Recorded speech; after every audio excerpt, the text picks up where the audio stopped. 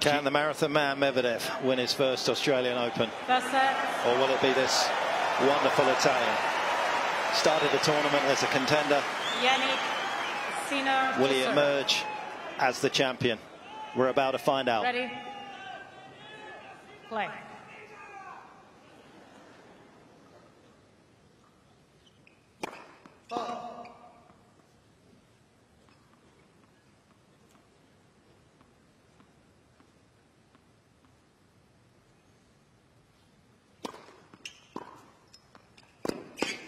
Okay, first things first, Medvedev up on the baseline, hugging it. 15. We know that in the past, Jannik has served a lot slower on his second serve because Medvedev plays from deep. That's already extracted a pretty quick second serve from Sinner, almost 160 Ks coming in.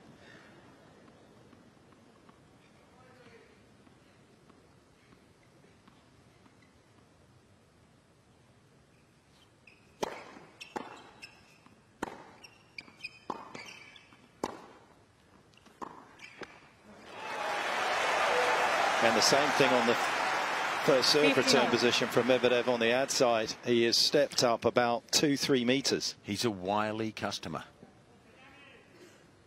We're about to enter the Medvedev maze. Confirmation of that time that they have been on court.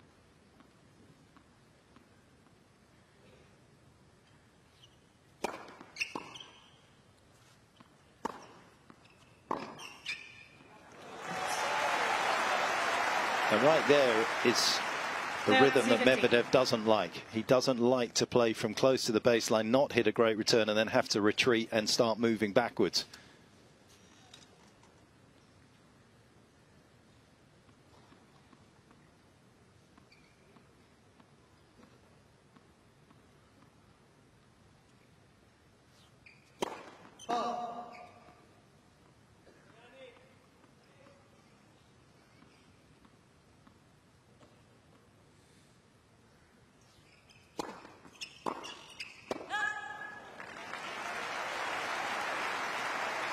C15.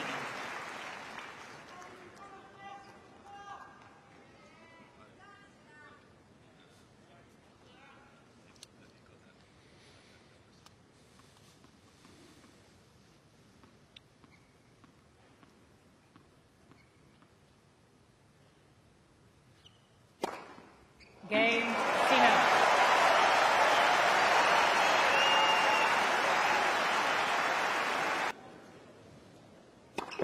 Led for service.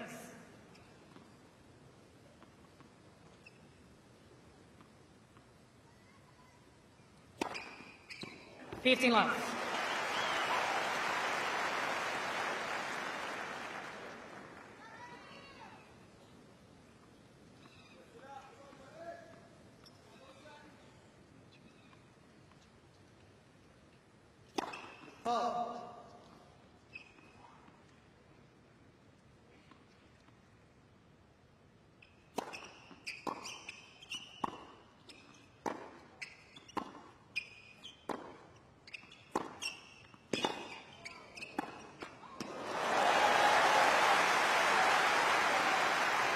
$15 all.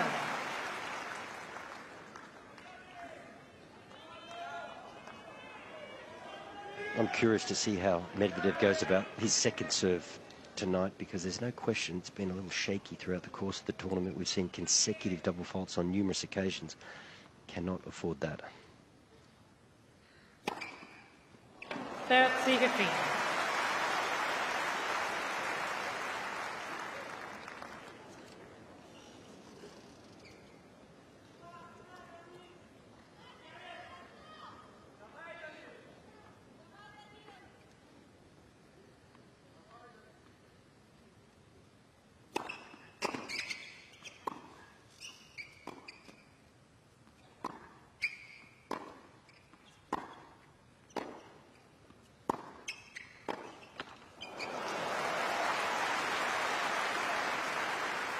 C15.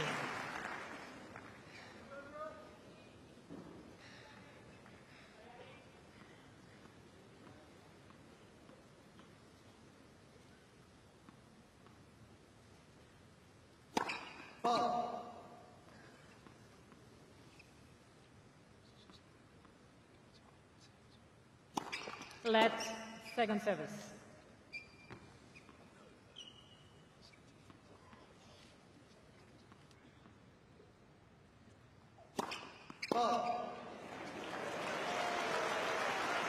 It was strange though in the 40-30. semi-final, Wally. He served 5 in the first set, and they came in bunches, didn't they? And there was no real reason to me. And as the match went on, he barely served one.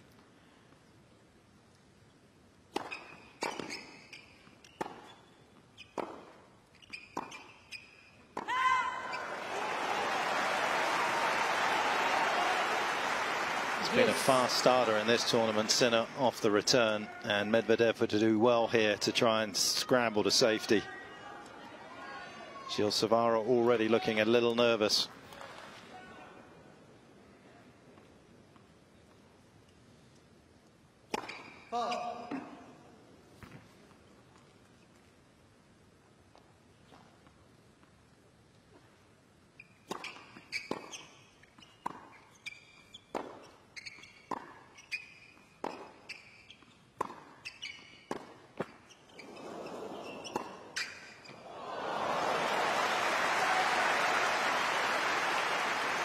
Advantage, Medvedev.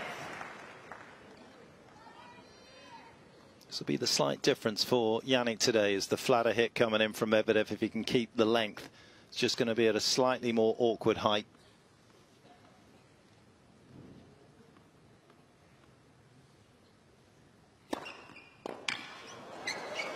Cain, Medvedev.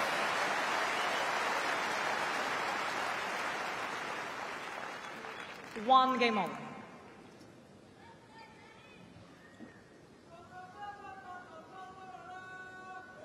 Saying how he had dropped outside the world's top 10 after the Australian Open last year, Medvedev. However, right off the back of that, he went on a run that included 5 consecutive finals. He won 3 tournaments in a row.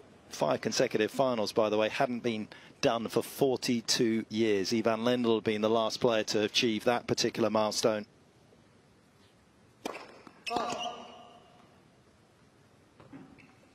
Started in Rotterdam, ended in Miami.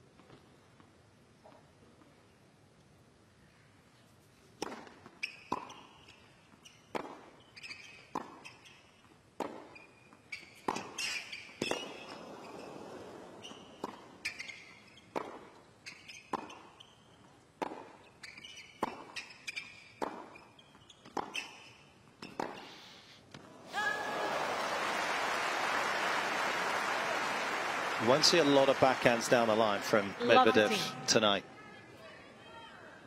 Eric Hernandez, fitness trainer, and Gaetan Bado is physio on the left of his picture as we take a wind through Sinner's box. Simone Vagnozzi on the right of a man everyone in Australia knows well, Darren Cahill.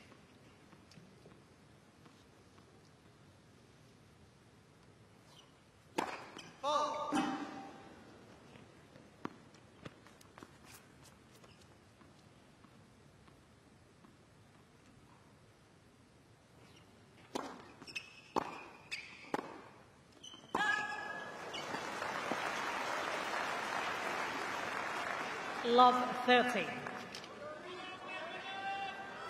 He doesn't give a lot away, Darren. We saw him 40 minutes before the start of this match. He was just quietly sitting up with the group, not saying much, keeping things close to their chest. He's a man of experience these days, isn't he?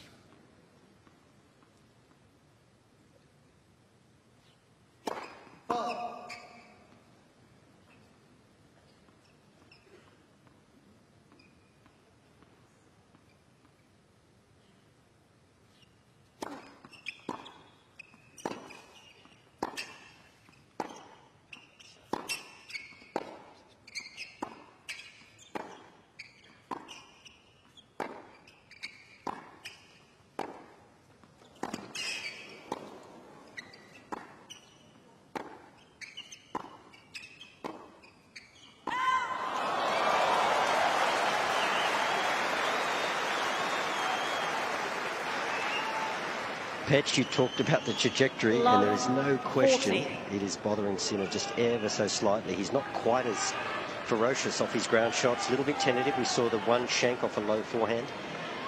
He's not enjoying his lower balls just yet.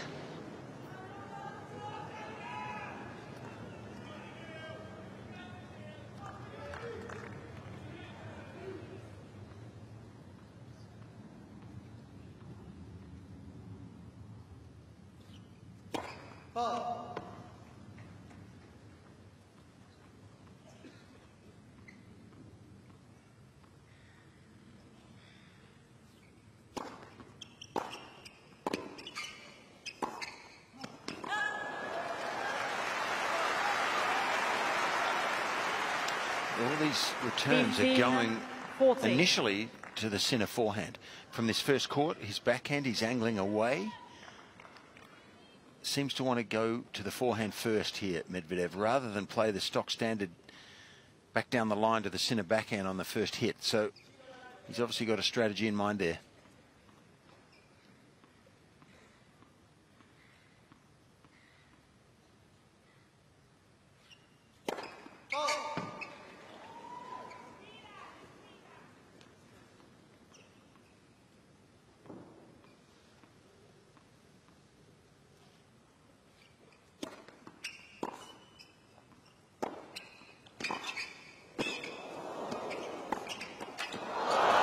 That's Medvedev at his absolute best.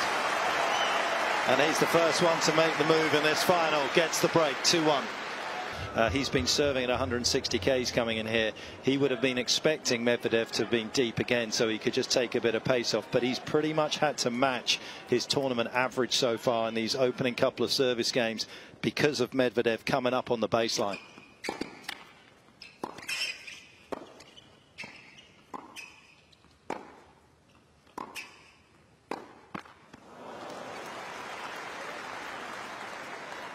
Love. He is a strategic genius.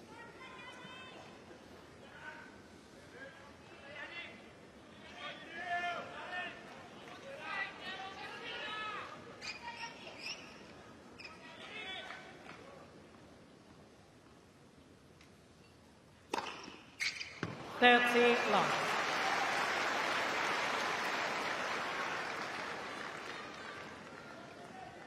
And you kind of need to be when you hit the ball as slowly and as flat as Medvedev does. But of course, the first serve does simplify a lot of things for him.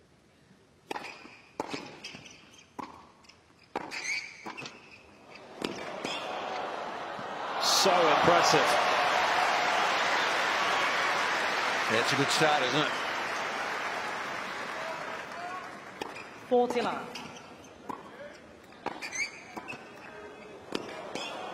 Not the most conventional volleyer in terms of technique, but he always knows where his racket face is, and that's the secret in the end. Game, Medvedev.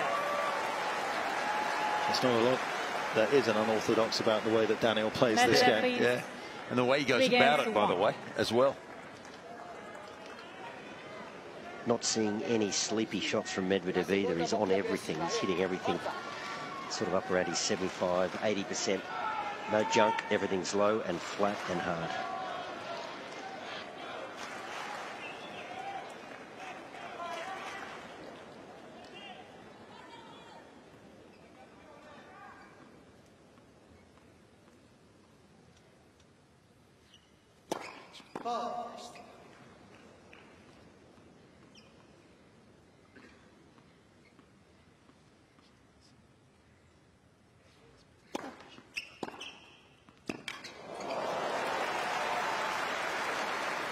Locketing.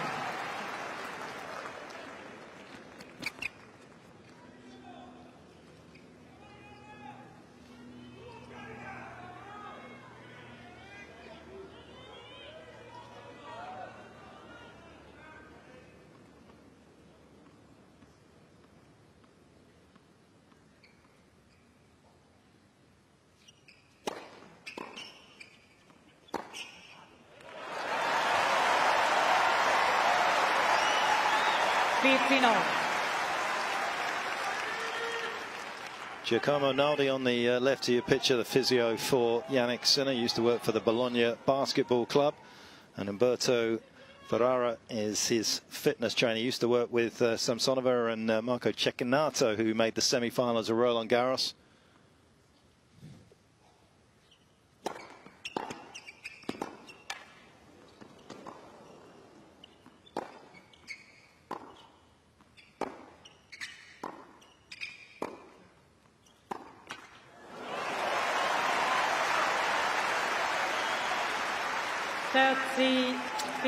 Right now, Sinner needs this game, doesn't he? He needs to get back into this first set and re-establish himself. Already down a break. Certainly the early momentum with Medvedev here.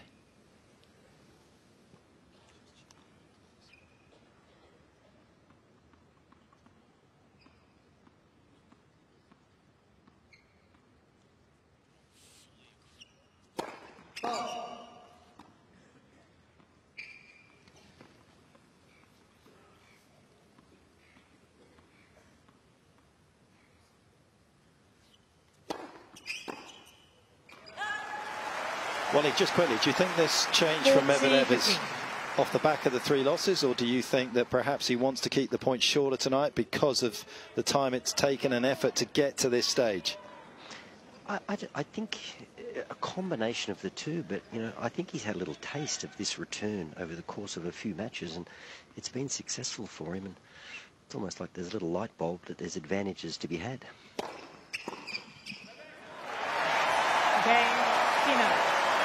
Fitzy said it was imperative that Sinner grab that game, and so he has. Medvedev still with the advantage, 3-2.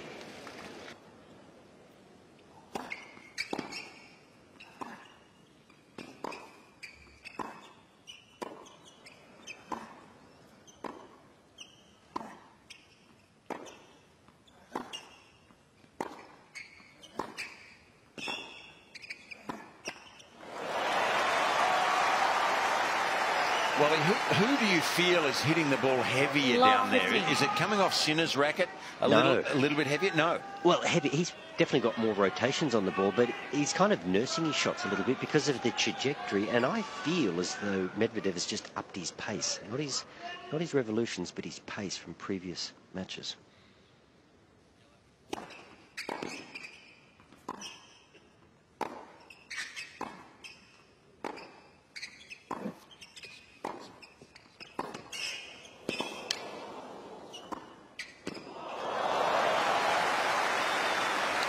What a mover this man is for the height he is. 15-all.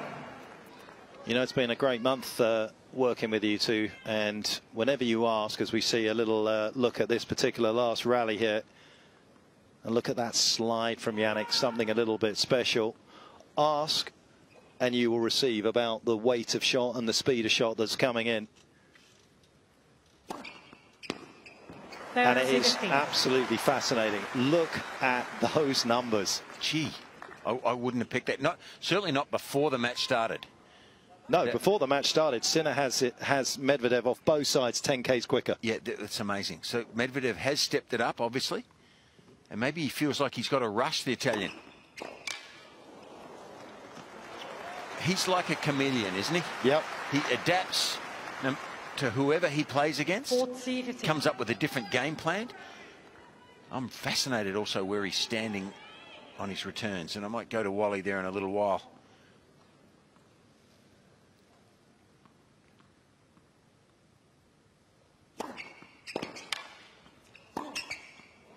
And just for context, he averaged 122 Ks off his forehand side last year, Medvedev. So that is a significant uptick in risk profile on that shot. But you remember too, against Zverev, he was almost feeding Zverev a little bit of junk to Zverev's forehand, just giving him the off-pace ball. Haven't seen it tonight. Everything's been flat, hard and direct and consistent. And Jannik, he's having to nurse his ground strokes. He's having to respect the trajectory and pace.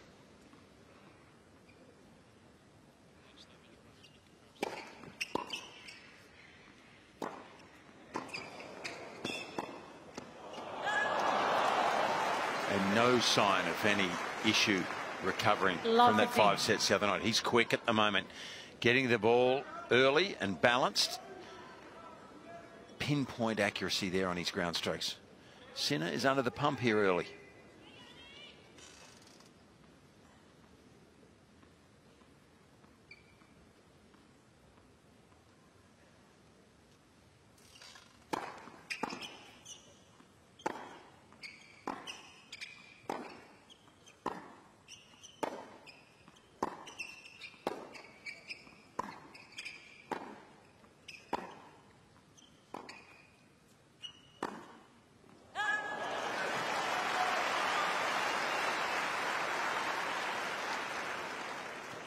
$15. Not sure.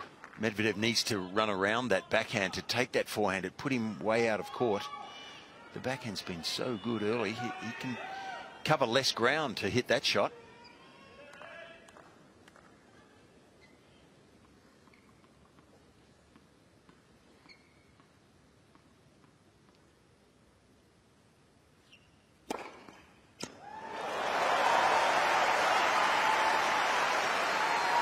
$30-15.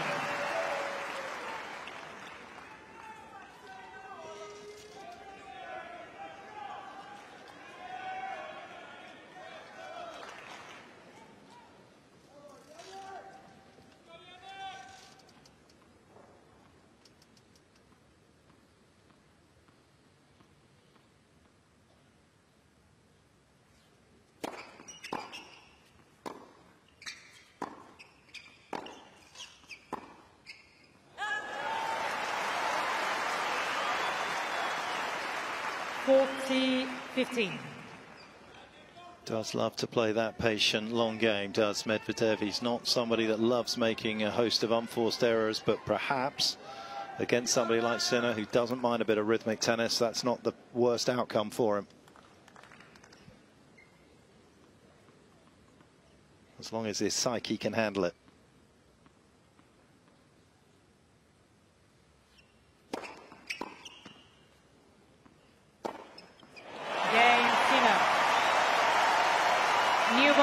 Hasn't had many of those to load up on. Sinner devastating in that part of the court, still trying to track Medvedev down. With the new balls, Medvedev leading 4-3. 15 love.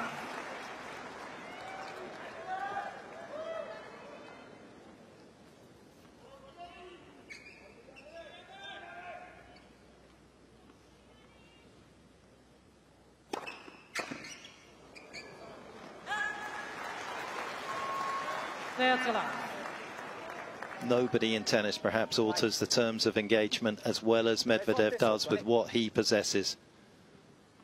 He's done that already tonight.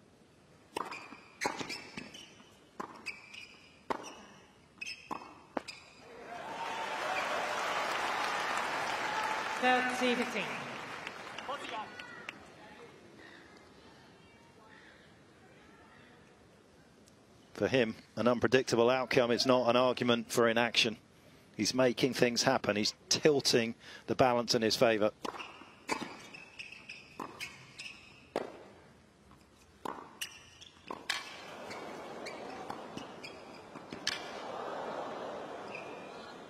Gee, Mark, how well has he started, Medvedev? He's got the ball on a string at the moment, and unlike his previous match against Zverev, where he did serve 5 double faults in the first set, they came in bunches. He's only served 1 and 5 aces and unreturnables, and he's pinpointing ground strokes as well.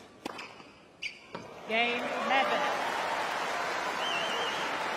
He's been the better player in this first set so far.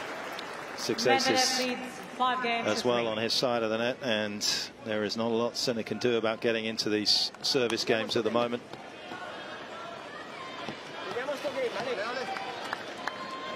And just to give you a little flavour here, Wally, sorry just to stop you there, but this was what we thought was going to come in here. We thought Sinner was going to dominate off the ground with the pace, and Medvedev was going to absorb with his unique style of play. But as we've seen and shown you already, it's Medvedev being the one that's proactive out here.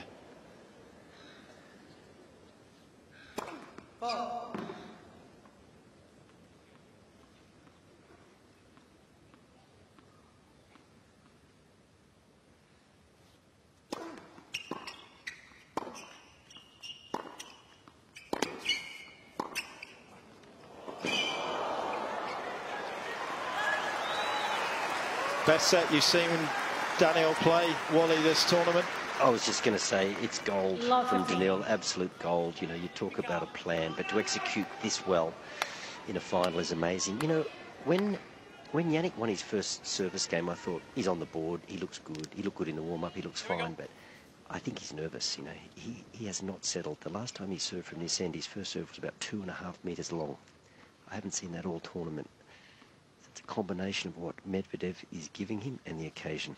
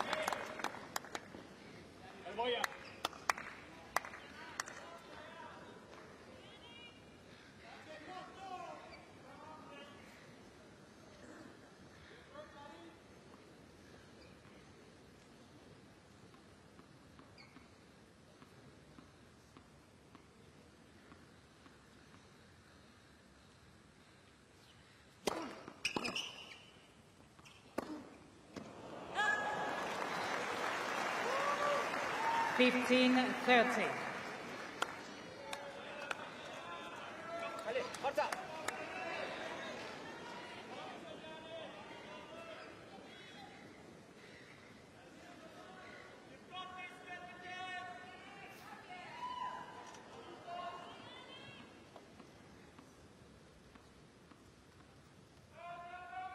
Thank you.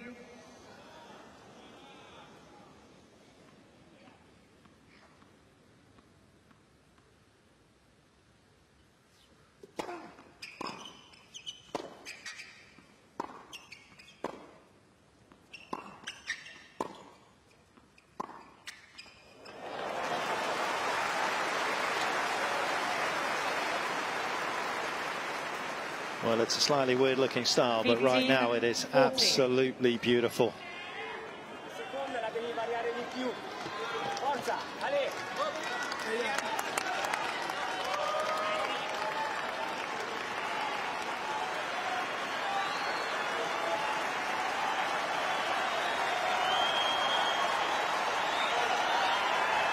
Just over half an hour gone. Medvedev with a couple of set points.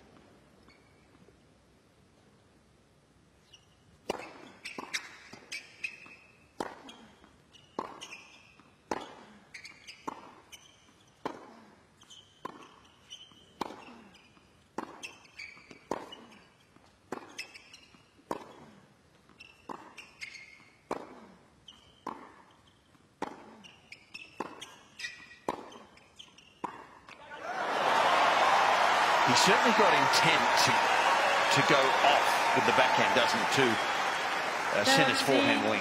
He deliberately stepped back here and tried to hit the off backhand. It's an unusual ploy, but there's absolutely a reason that he thinks he can go into that forehand side. Maybe he thinks that can open up the court for him.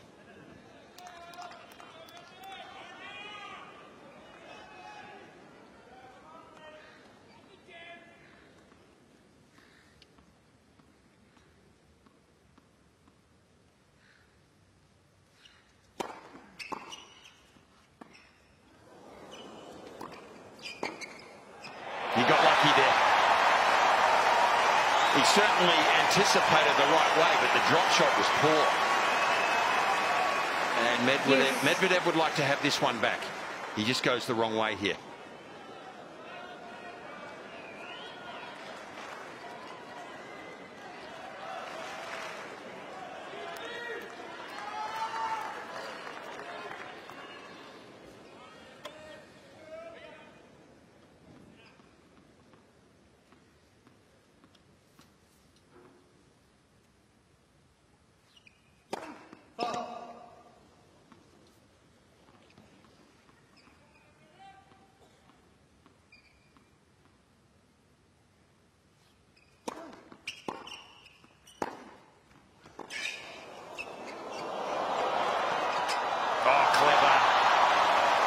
What a player this guy is, wow. The forehand down the line would set up a winning point for against most players, but the first chip and then the way he held that forehand, clever. He could have hit this earlier. He holds it and then whips it down the line. You got to admire this guy's skill.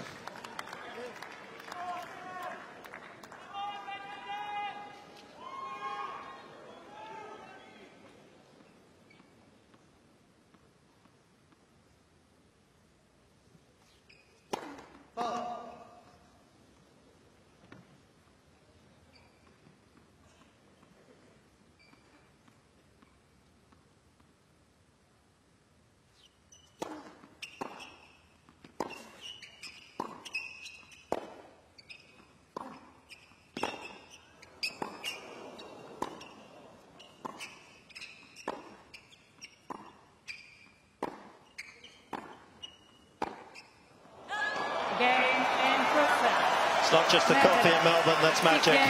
It's also Medvedev. Breathtaking start, 6-3. Plenty of movement. Boys are just playing.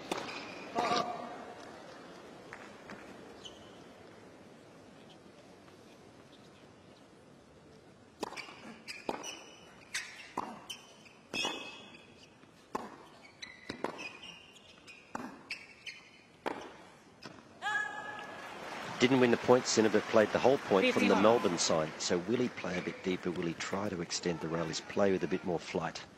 Well, he's got two choices, hasn't he, Wally, to do that, to try and extend the rallies, which Medvedev is awfully good at, but, or maybe at some stage he might even go up a bit closer, maybe. Just try to outpower Medvedev from the back. But at the moment, he's spraying a few too many, isn't he?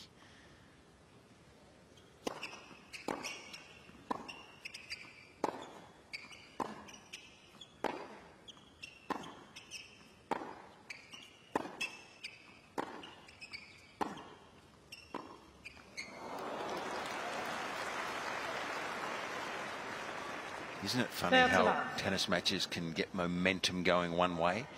One player can feel like he's got out of the right side of the bed. The other one can feel like he's got out of the wrong side sometimes. And there's a bit of that here. Medvedev feels like he's moving well, timing the ball well. Everything's clear in his head. 40 love. Maybe the opposite is true here of Jannik Sinner in the early stages. I don't know what being in the zone is, but I think Medvedev's in it. Well, you've never been in it, obviously, Wally.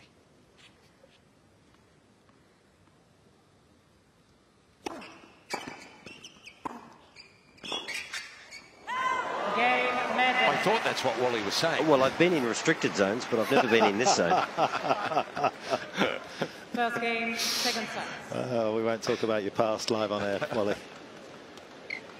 Not much good news for Sinner at the moment. He's 0-7 against top tenors at Grand Slams, having dropped the opening set, found it very difficult to come back into it. And as they're looking for any crumbs of comfort, Darren and Simone, actually Simone also made his name as a coach with Marco Cecchinato and that run through to the semi-finals of the French Open.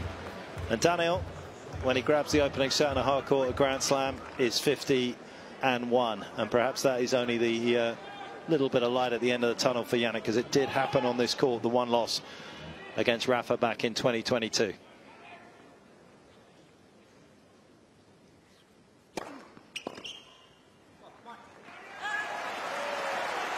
We expect a lot of Jannik. He's only 22 years of age, but you've mentioned Rafa, we've talked about Novak, and of course Roger. You know, we probably don't give them enough credit for the adversity and the resilience that they had. So we'll learn a bit about Jannik right here.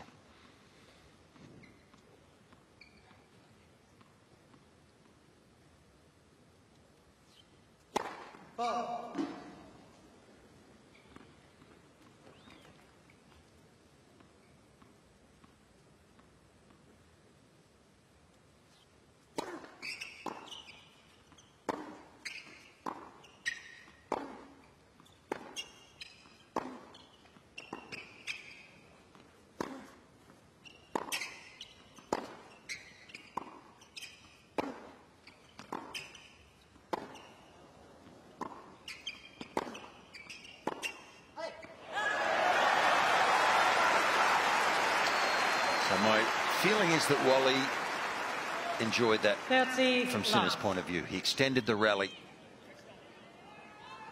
But you know that feeling, Fitzy, when everything's just happening fast and you don't feel like you're in control. Sometimes you just got to hit a lot of balls, or try to hit a lot of balls. Sweat, get yourself into it.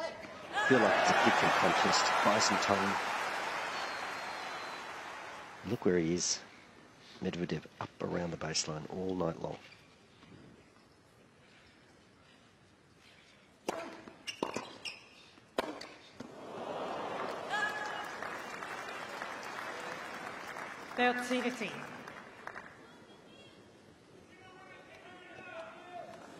Can't overestimate just how difficult this must be for Sinner to make that adjustment to. He's so used to playing Medvedev from downtown on those returns, and all of a sudden it's flashing back to him with that flat hit low underneath his knees.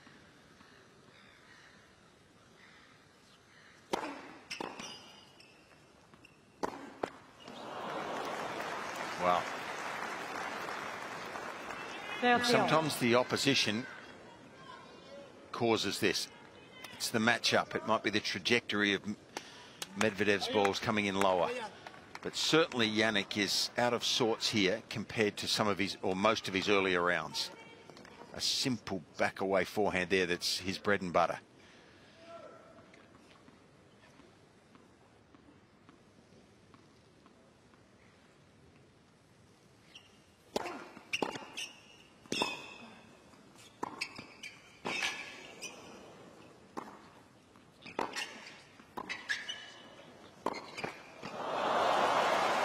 Just looks hurried, and first negative body language there towards his box, a bit confused.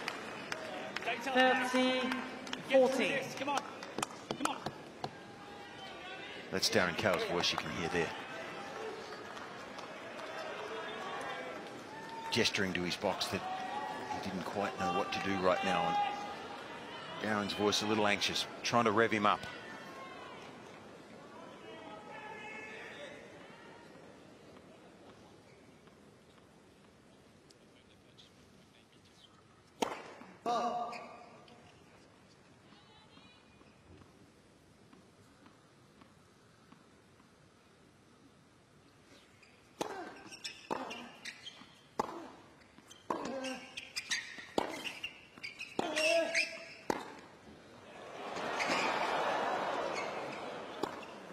Oh, he's come up with a good point when he absolutely needed to.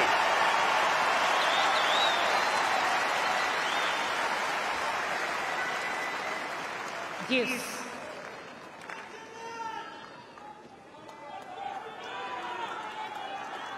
You always need something a little unique in your game, and Jannik has that on that forehand side. He actually goes bigger down the line more often than not than he does go cross-court over the low part of the net, which is somewhat counterintuitive. But it was huge for him there. Didn't give Medvedev time to recover.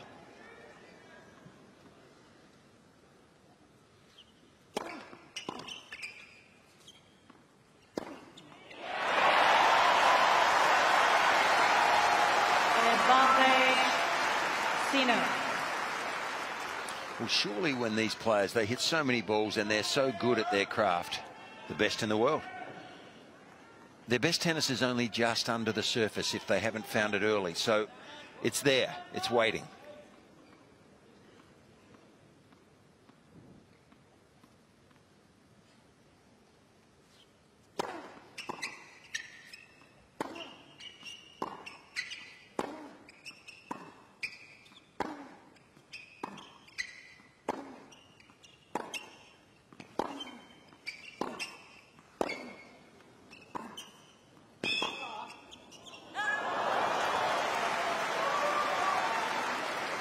One of the things that Jannik was able to introduce in those 3 straight wins over Medvedev at the last year was the serve and volley. And one of the ways he was allowed to serve and volley was because Medvedev was too stubborn to stay up on the baseline and take that particular play away against him. He was hugely successful up at the net, Jannik, against Medvedev. And obviously, what has changed here tonight is the fact that Medvedev has taken 4 meters out of his return position, and he stopped Jannik being able to serve and volley.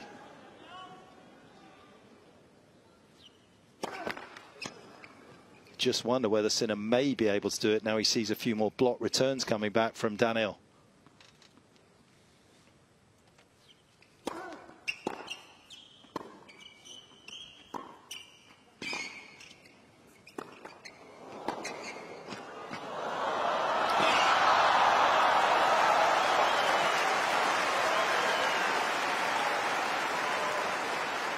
And Petch, I was thinking about that. You know, I still think there's scope for serve volley, but maybe it's body serve volley.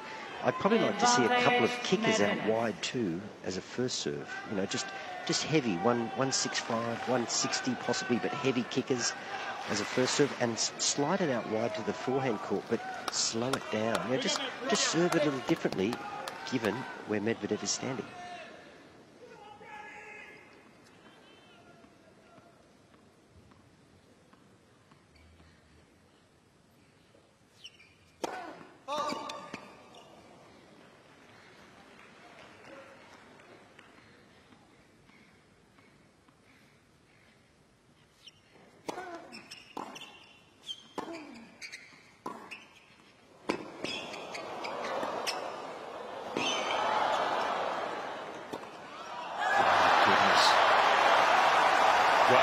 Will that point stay in our memory? He feels like he's on the verge here, Medvedev, of busting this match wide open. What a clutch defensive attitude there Sinner had. And in the end, he's a little lucky to get away with it. Fitzy, I was right side on with Medvedev there, and I thought he's going to miss this because he wound up to it like it was a serve. There wasn't that real direct takeaway. He sort of had a bit of a wind-up, and I thought he's not going to catch up to that ball. And he didn't.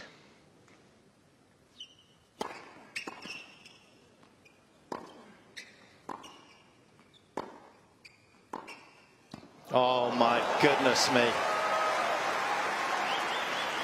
Advantage. He's on a mission here, Pitch. Oh, that's an extraordinary winner right there. Yeah. Off the back foot, not fully balanced. I mean, as soon as you saw it, your body language in the box here was amazed.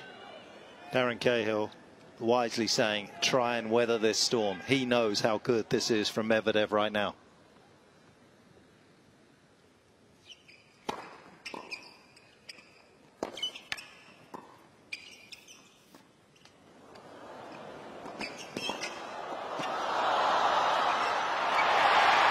That is another one that goes begging for Medvedev.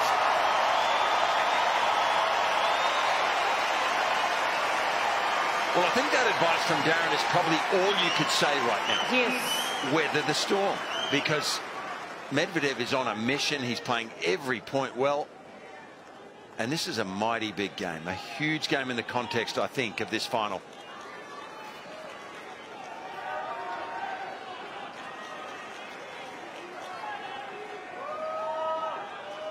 Hold on here, they're telling him. Things will change.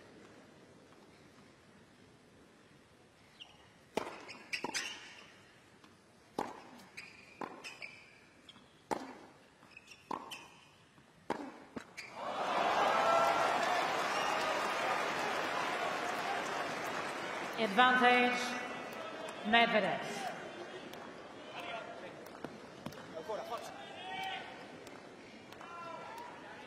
Let's not forget, Jannik Sinner came into this final having drop serve just twice out of 88 service games. He's in danger of already losing it for a third time.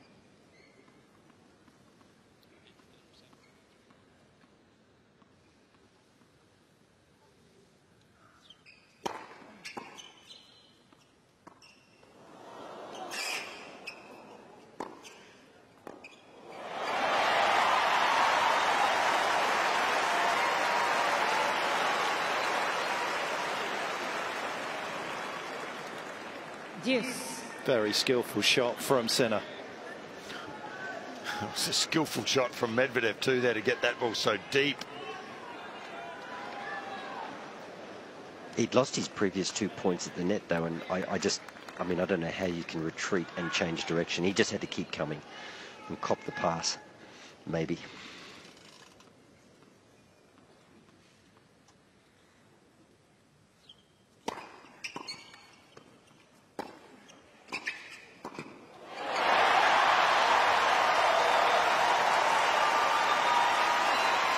Advantage. Sinner. They've been cheering hope more than anything else so far in this final, but maybe we're going to get a little shift.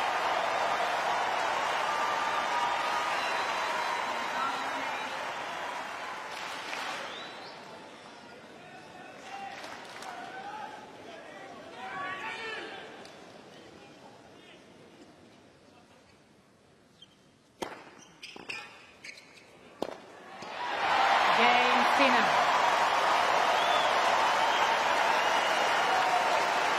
He mishit that, by the way. That wasn't out of the middle, but what a hold that game was. A brave hold from Jannik Sinner. One game. And it was vital, you would imagine. Good mentality there, mate. Well done. Stay aggressive. You can hear Darren there clearly saying now, well done, stay aggressive now. That came off the end of the frame, that one.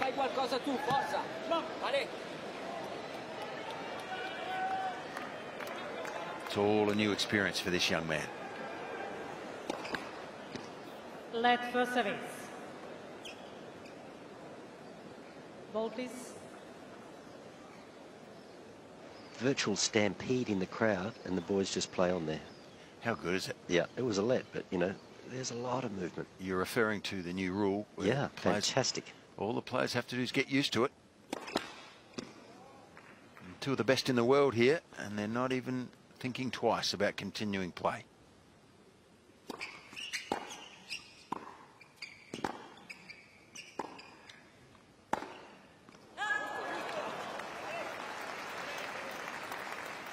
Love.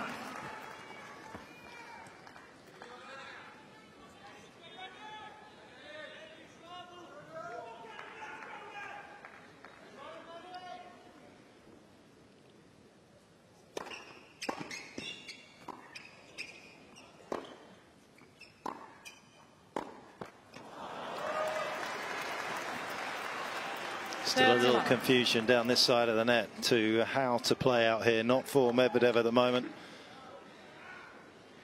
There was a man that understood momentum in tennis matches better than anyone.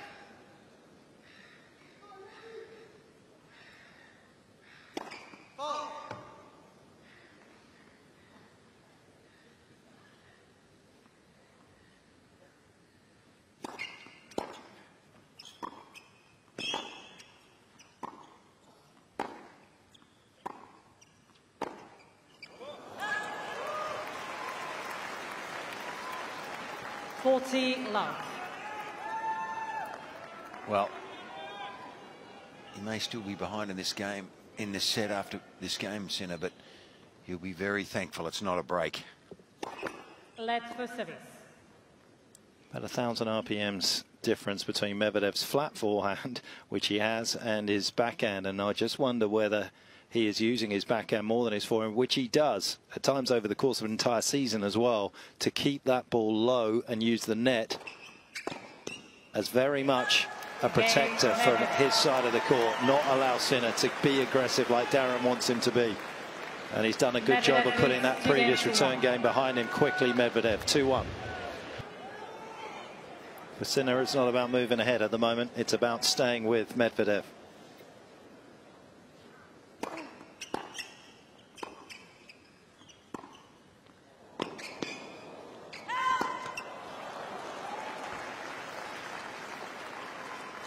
Love 15.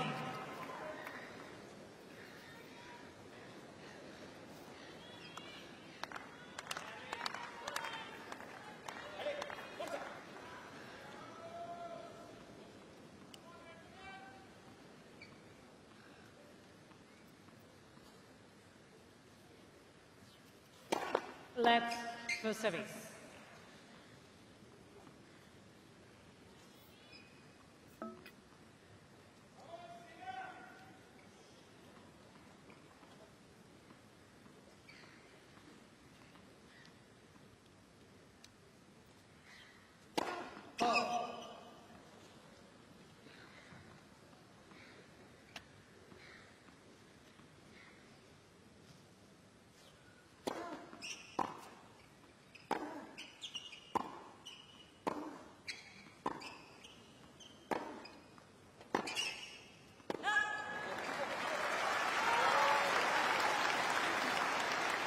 As much as we're looking at a bit of a drop for Medvedev, when he gets hot, he is red hot. He's had a couple of great runs in his career of winning streaks. And back in Paris 2020 through to the final of the Australian Open in 2021, where he lost to Djokovic. He went on a 20-match win streak, of which 12 of those victories came against top tenors.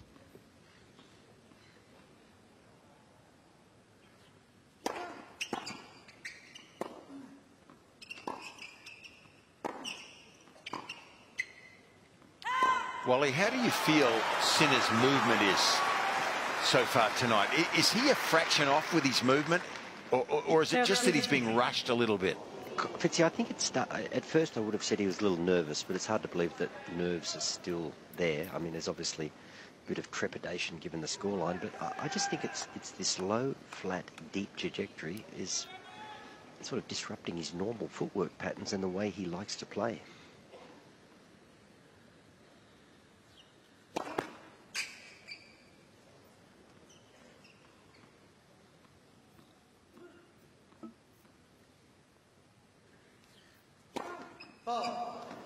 I would like to see Jannik use his serve a little differently. It's not on song tonight. I mean, he served awfully well against Novak. Novak did not get one break point, but there's some big misses. You know, he's not spot serving. It's almost like he wants to blow the ball by Medvedev, who's soaking it up nicely. I'd like to see, you know, slider wide, kicker wide, first serve, hit your spots, serve and volley, body.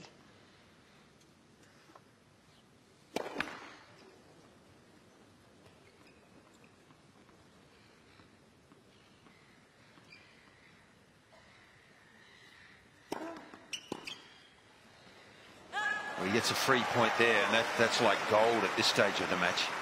But yes, he's not hitting his spots as well as he was against Novak. His serve down the middle against Novak, I thought, was outstanding, and also the wide one was better than tonight too, to the first court. So they're the serves I'm noticing the most. But yeah, he needs to up the ante. He's only had 2 aces to his name so far.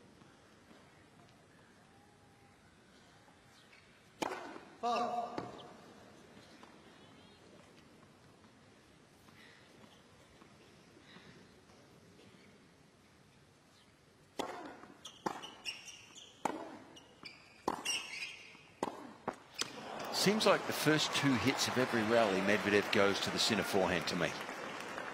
Yes. He's hitting more returns to the Sinner forehand than he would normally, I think, to most players. I reckon that was a classic time, 40-30, you're ahead in the count, throwing something different, big, high, heavy first serve out wide. Just try to get it out of his strike zone, and then you might get the flow to reply. It's all a bit same.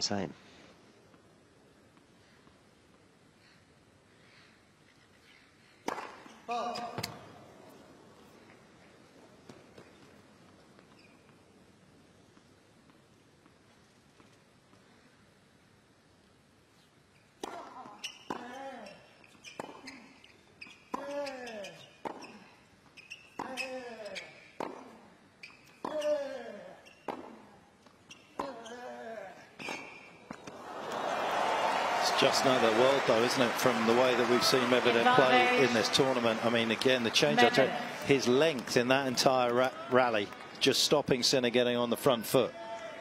Did you see the first return? Like he's going onto the back foot, head up in the air. He can't smother the ball with racketed speed that he normally likes to do.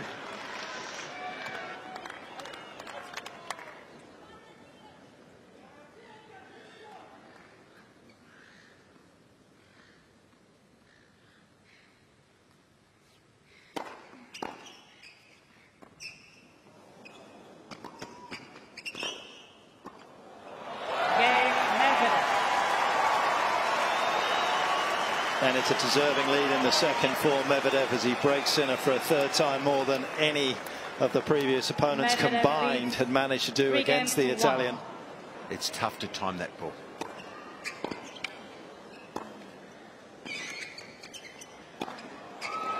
You know, I understand that to a degree because back in our day, Pitch, forgive me for saying this, but Jimmy Connors had a trajectory like that.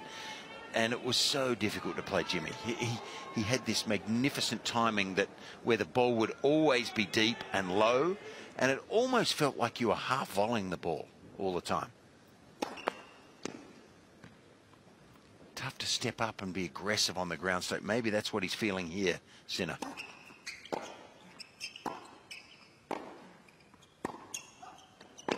Gee, he's just all over Jannik Sinner at the moment, isn't he? 30 love. Well, it's one thing to alter the term of engagement from what you expect as an opponent, and it's another thing to execute it as efficiently as he's doing. He's almost a metre closer to the baseline in terms of his contact point for every single rally. I mean, imagine changing that as an elite sports person. The lack of time that you're potentially going to get, different flight of ball coming at you. And he has made that adjustment, and he has been absolutely perfect.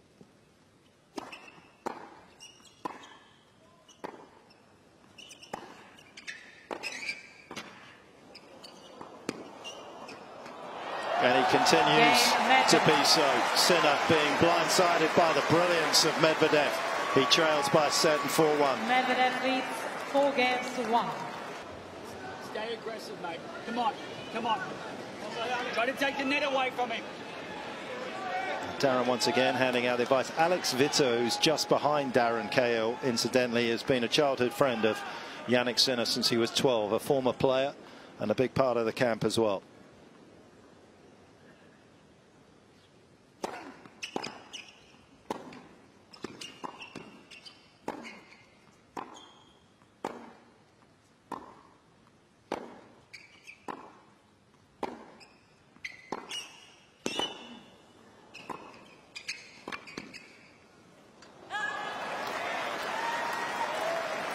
Darren, so there's Alex at the back right. You got Lawrence Frankopan just over the back of the gentleman in the yellow t-shirt.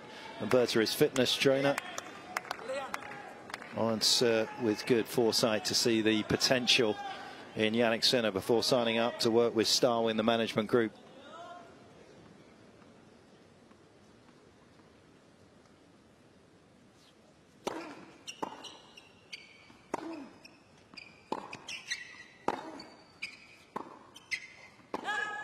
Pity, how do you take the net away from Jannik? I mean, Darren, that's a great idea. It's a great theory, but how do you do it? Well, he's getting beaten in every facet, not just the net. I don't think that means that Jannik's got to start going to the net a lot himself. I just think he's got to be better from the back to keep Medvedev at bay a little bit and then find his feet like Wally wants.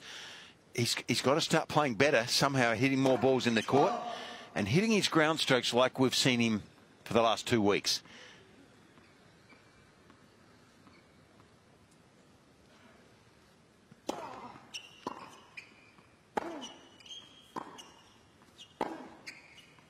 But this is not a simple thing. He's been outplayed really in every facet, and his mind would be racing, as Wally said. I think tactically, he has to think competitively that he has to just stay there as long as he can. He's got to hope that Medvedev comes off a bit, but he has to start playing better himself. Making more balls, being more aggressive, making the lower percentage ground strokes down the line more. And I don't mind a serve and volley occasionally, but I'm not sure that's going to be stock standard play here.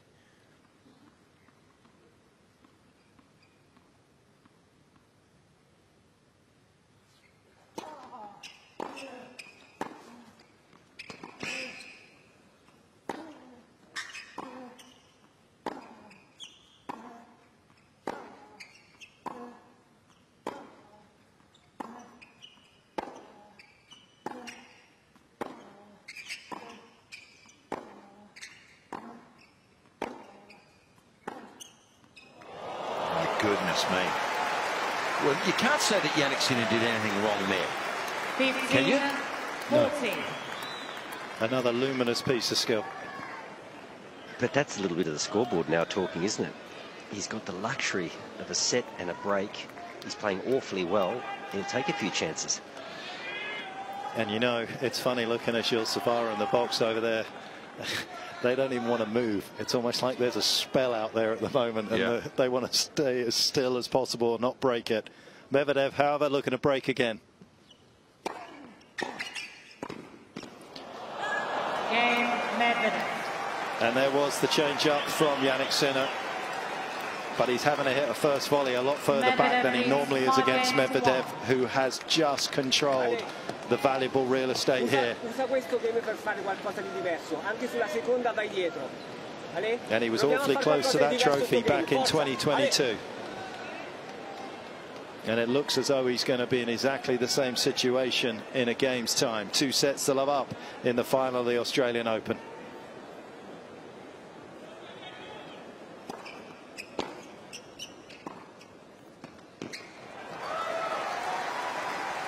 Well, he's just simply on a mission. This is an extraordinary display. He's taken 2 heavy losses here, hasn't he, in finals with adversity. On one occasion, the crowd certainly wasn't with him.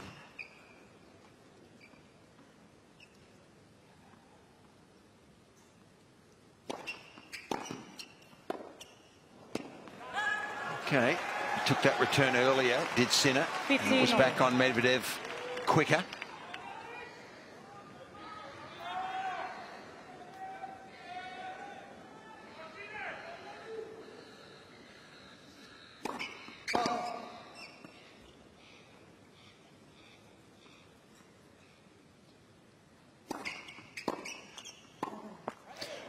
I would have thought too that there might be a slight favouritism to the youngster here.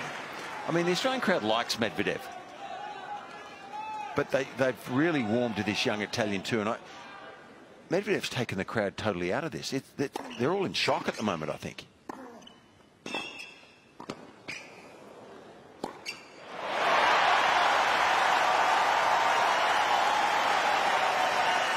First bit of atmosphere for a while down there.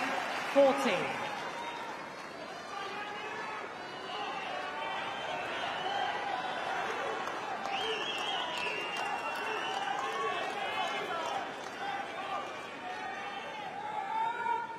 Sinner looking to sustain a pulse in this second set. I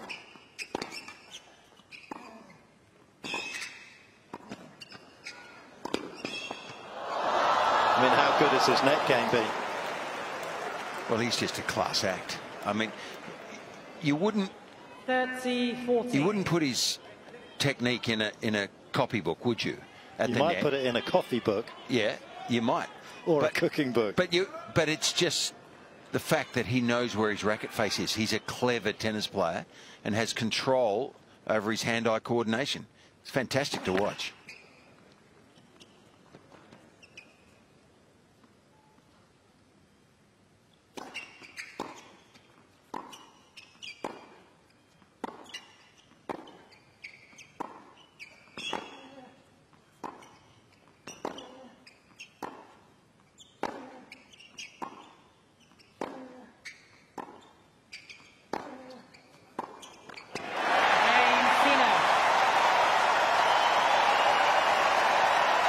McPherson likes it.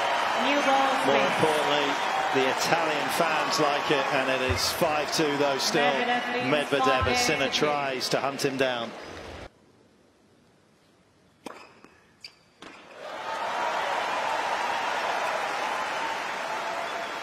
Wasn't maybe as slow as you wanted Wally out wide there, but that was kind of the location you've been calling for. He does like to bomb it out there, and that's pretty effective if you get it right. But he was actually serve volleying too. Interesting.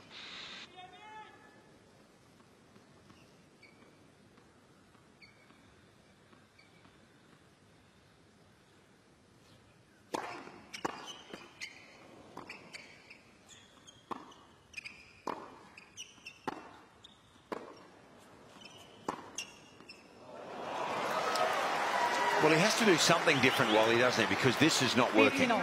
And, you know, a bit of variation. And the great players can do it. If they're not winning in one facet of their game or tactically one way, they need to be able to change. If you can't change, you become limited and a bit one-dimensional. But he has to try something here. Well, Fitzy, he can't go through him. He can't get around him. I think he's got to try to just get the ball out of his strike zone with different shapes. He might have to drop the shoulder at the change of ends. Wally likes a bit of biffo too, by the way, Petch. 30-15. I'm only kidding. It's new balls here, guys, and you know, Sinner's got a couple of cheap points off the first serve. This will help, but how was that last point from Medvedev with the new balls? Just no hesitation, full of confidence.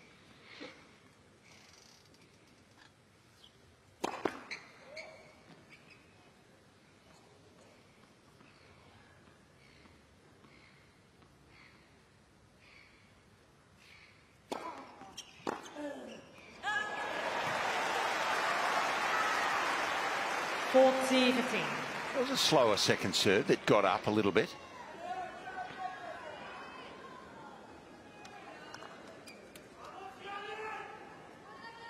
Behind the silence of this young Italian is always defiance, and he's showing it now.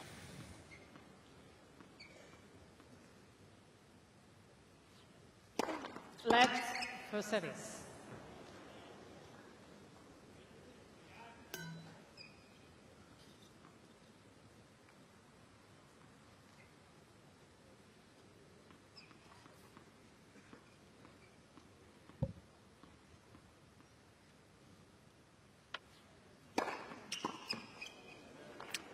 So that serve he used beautifully against Djokovic. He'd throw the wide one in, the fast wide one usually, but he used that beautifully. Got a lot of winning points down there, and we haven't seen it much tonight.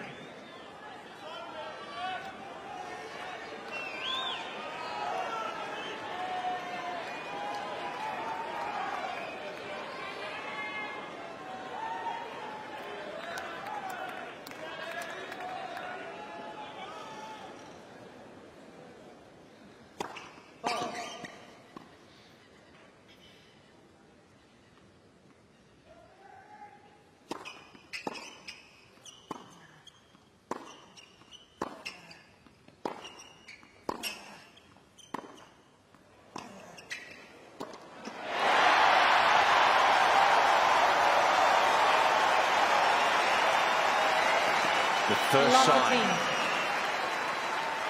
of a change in momentum. Doesn't mean it's going to be a full reversal, but this little change was absolutely necessary for the young Italian. Well,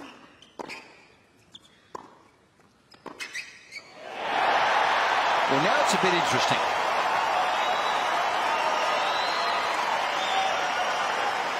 Love 30. He was anxious, wasn't he, to get forward there quickly. He came in on a ball that wasn't that effective there, Medvedev.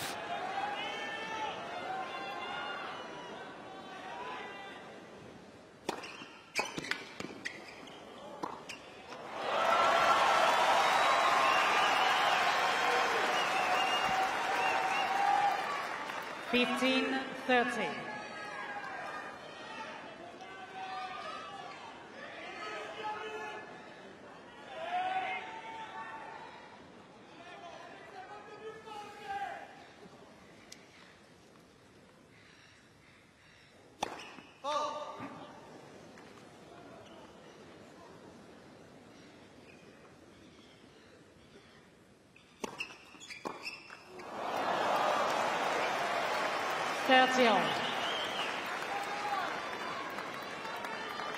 It's not easy when you have to make it happen. No room for error for Sinner.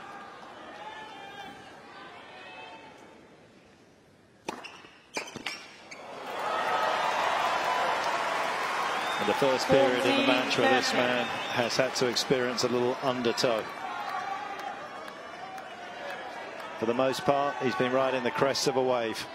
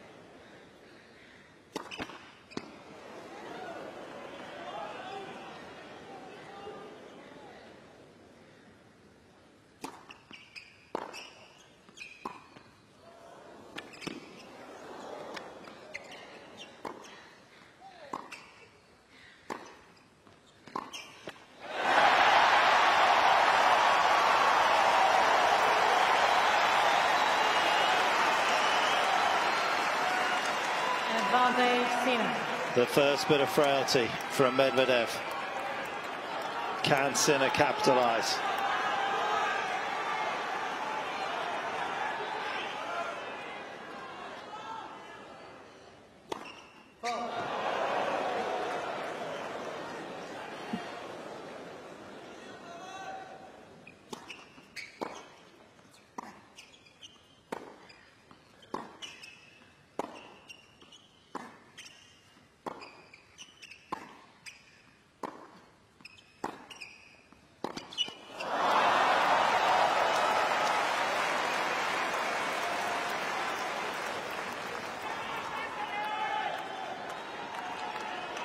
Yes. Darren knows, as does everyone feel it, that if he can get the break here, things are going to look and feel very different for Medvedev, having led 5-1 in this second set. A first serve that once again underlined how nervous he's feeling.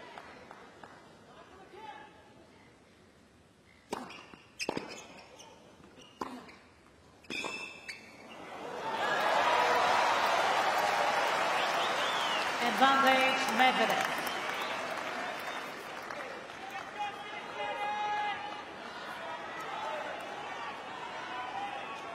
Sinner wanting solutions, Medvedev wanting the security of the end of set. Set point number 2.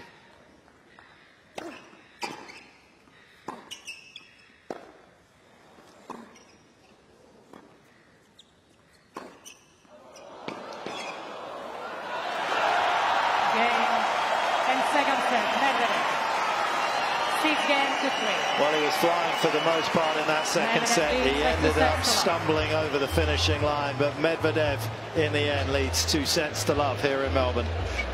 Everything's coming on to the Medvedev racket. He's getting that first good strike. I could safely say there was 3 points in that last game where Sinner looked like Sinner, and that's been about it so far today.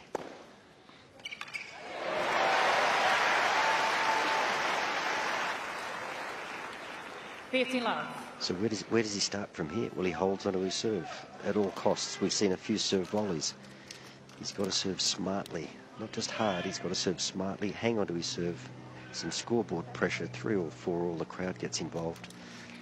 Somehow turn the wheel. Ball.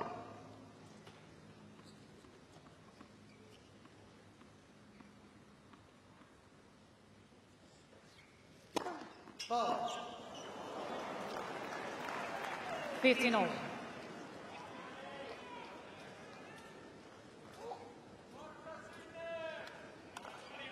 Tough enough to try and win your first major.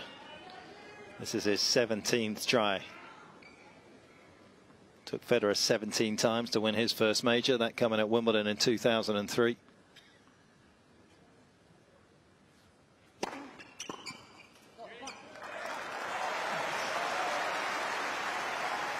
Third 15.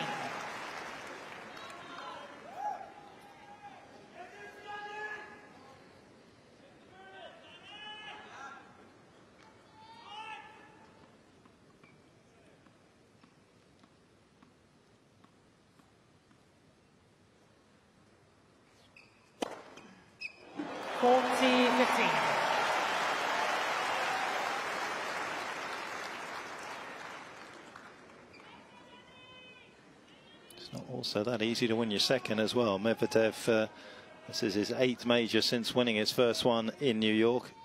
Took Djokovic 12 times to win his second.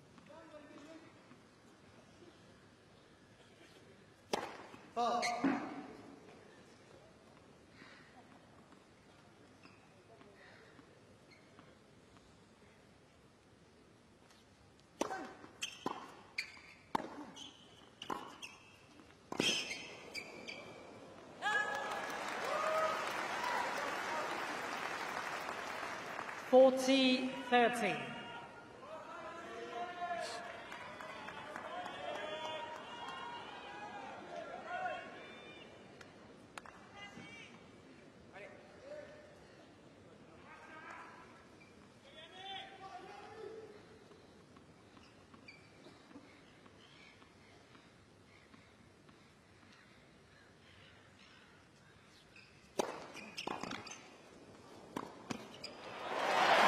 Sinner.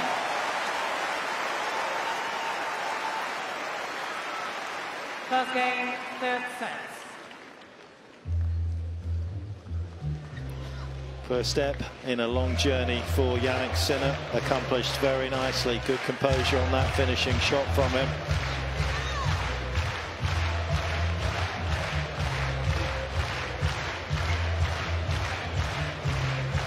I've got to say, I've been a little stunned on this court 3 times. Think of Alcaraz v Zverev, the first 2 sets, Djokovic v Sinner, the first 2 sets, and the first 2 sets here tonight. I mean, it was just hard to see it coming.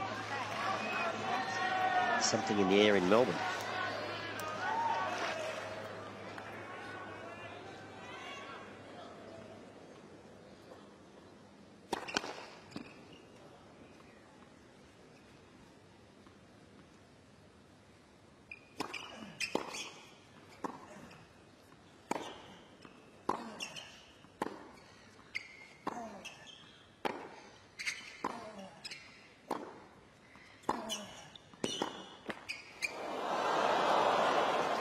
Wally, I think there's something in the saying, though, you know, if you keep knocking on the door through your careers, at some stage it opens. Well, it hasn't opened yet for Medvedev here. Yes, it did at the US Open, but he's been knocking, and he's coming knocking again. One day it opens. It will for Sinner too. Led for service.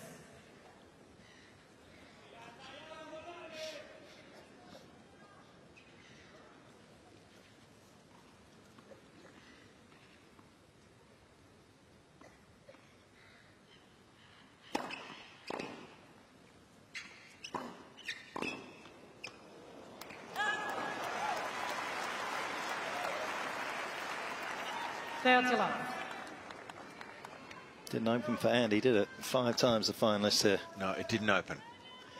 Couldn't have knocked any harder. It was quite cruel, actually, for Andy. But look at the players he had to play in the final, and you get an idea.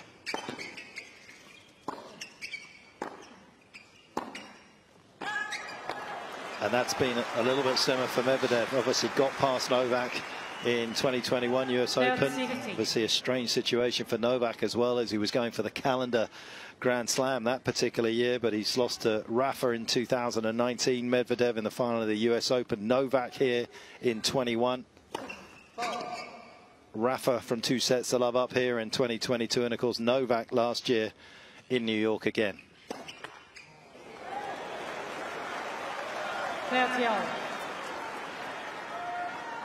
And in a way, he would look at this matchup as one that provides a bigger opportunity than all of those others. As good as this young player is, Sinner.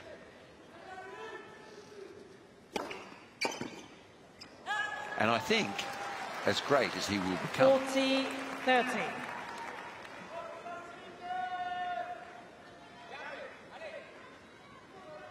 These are the points, the pivot points that he just hasn't been able to play his best at in this final so far, Sinner.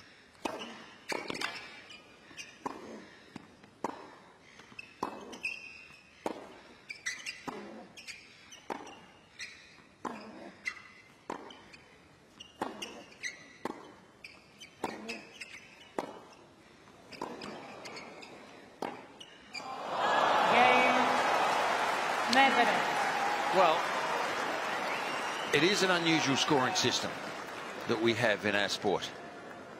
1 game over.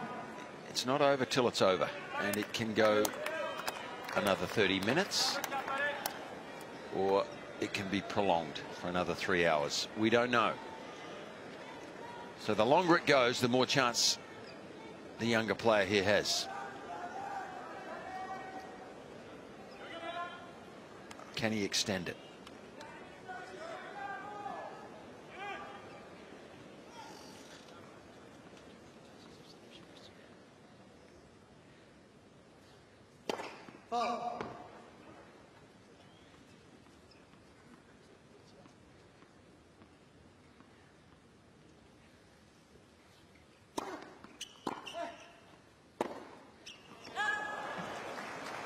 I just wonder what it took out of him as well. The semi took care of somebody who we thought was peerless, somebody who's been unparalleled here at the Australian Open. Novak at times seemingly untouchable, unstoppable, and yet dominated by Sinner in that semi-final.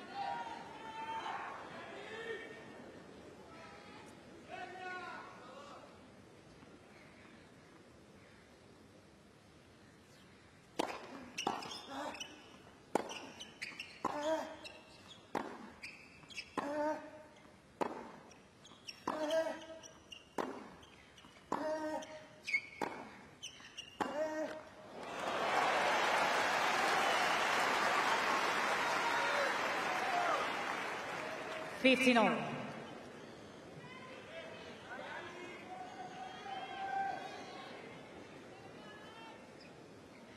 We'll keep an eye out. That was about the safest rally that Medvedev has played thus far. Everything was pretty careful down that central corridor, and that's not what got him to that 2-set love lead. What are you saying? He's got something to lose now, Wally? Just played that a little bit more carefully.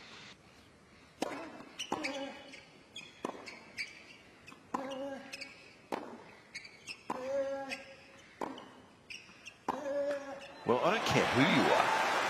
It's hard to maintain that first 2 sets, the level of that first 2 sets for anybody. Any player that's ever lived, to play that well for 3 straight is very difficult.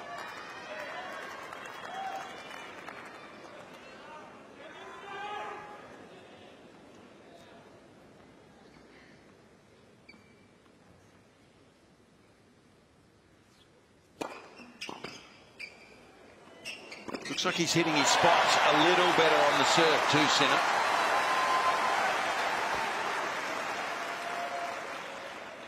$40-15.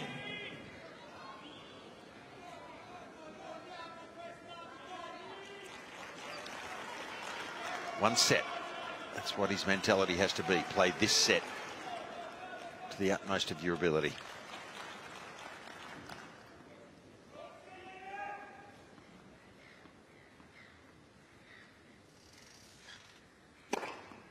Cain, Sinner. Getting his spots better, no question, in that particular game. How long can he sustain it for? 2-1 to the Italian in the third. And those players create a ripple that everyone benefits from. Frank Sedgman.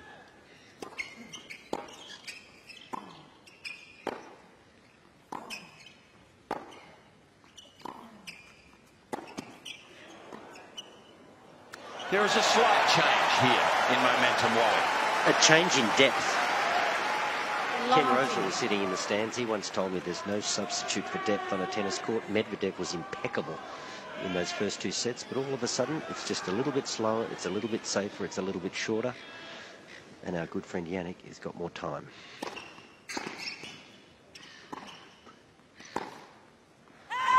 Surprised Ken Rosewall would even talk to Wally, really. Well, that must have been part of his deal, some corporate function.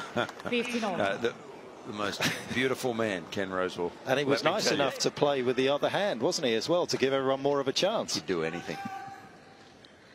Natural lefty.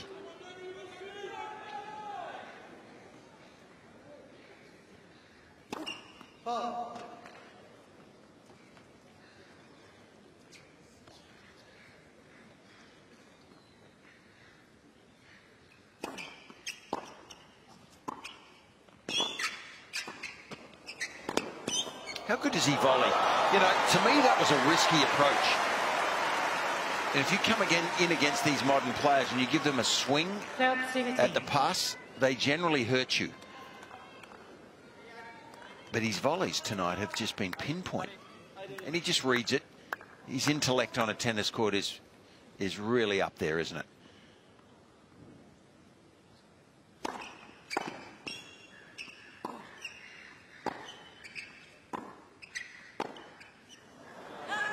So that was the depth that we saw for 2 sets, and that's unplayable.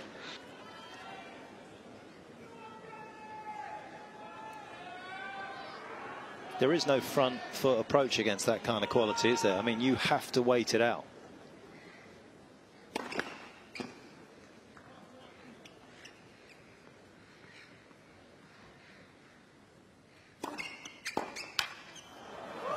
Cain, Medvedev. You almost have to go back even further so you can use more length and get the ball higher and try and take it out of his hit zone.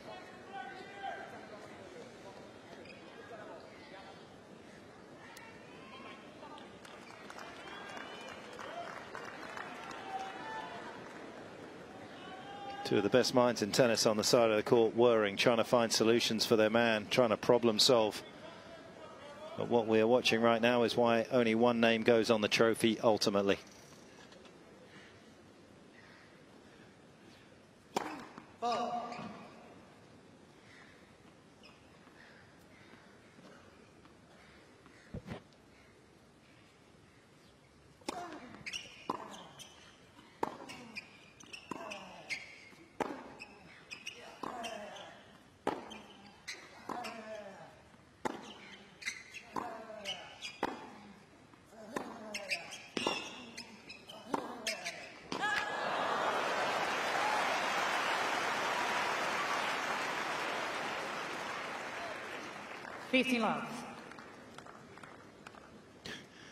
He hit 6 balls there within a metre of the baseline. Yes, he missed the last one, Medvedev.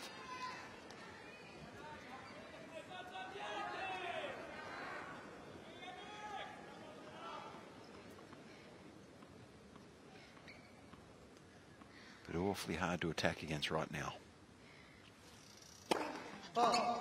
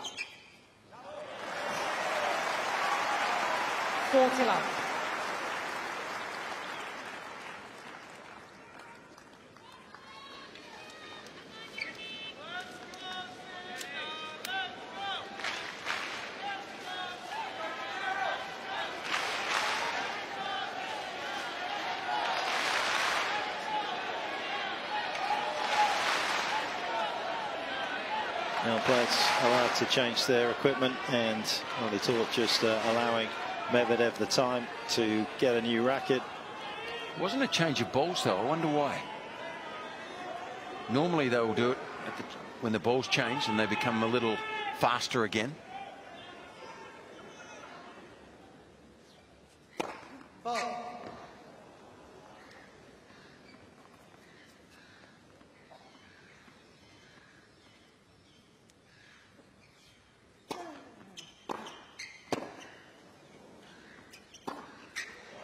And he continues to pepper that forehand side with his first return.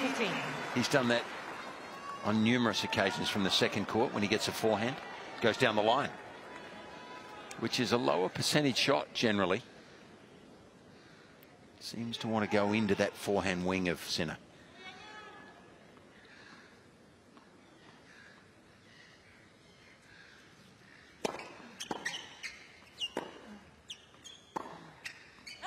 Cain, Sinner. Still forcing himself to believe 3 games to 2. that the impossible tonight is potentially still possible. 3-2 to the Italian.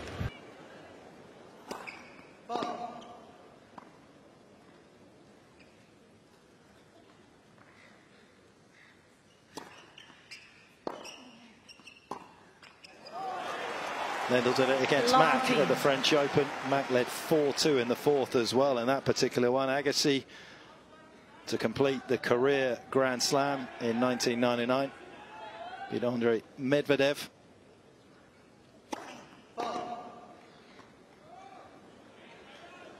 Agassi again there, saving a break point at 4-all in the fourth.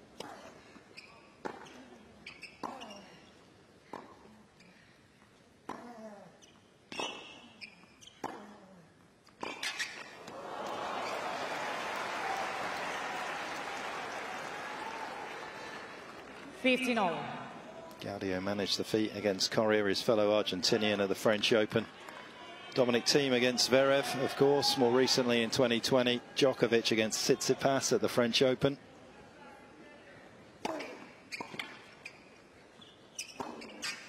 So there has been some frequent example, or I should say recent examples of it. 30-15. Can you imagine the nightmares that conjures in someone? Well, the Gaudio one against Correa pretty much ended Correa's career, didn't it? 2 championship points for Correa. Served for it twice.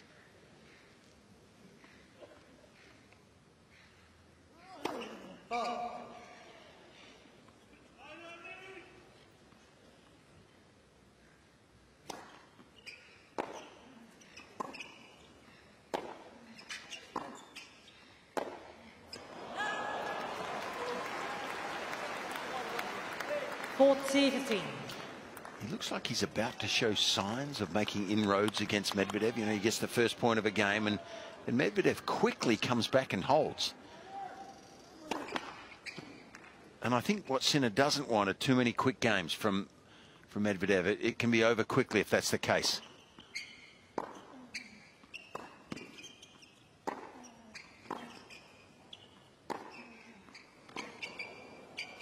That's more like a Sinner point, isn't it? He's getting a bit more height on the forehand, it seems to me. Well, Fitzy, he dropped well back. 30. But that was a 135k serve, and Medvedev is peppering his play with the kind of venom that we saw in the first 2 sets, but we're definitely seeing some more careful points. Game, Medvedev.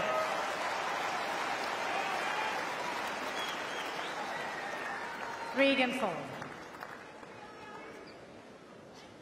And just when there has been a little bit of tension, he has found a fantastic first serve just to keep Sinner at bay.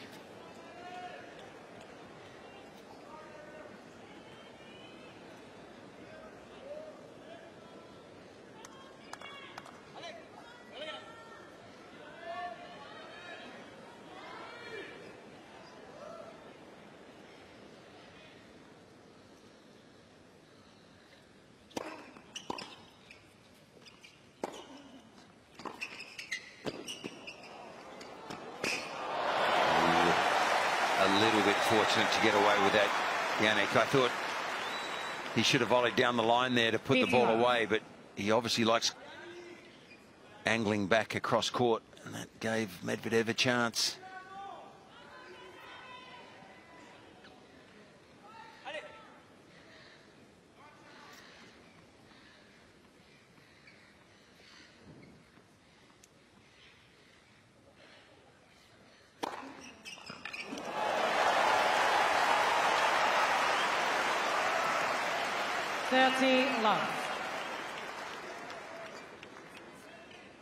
This set, he's definitely serving better, Sinner.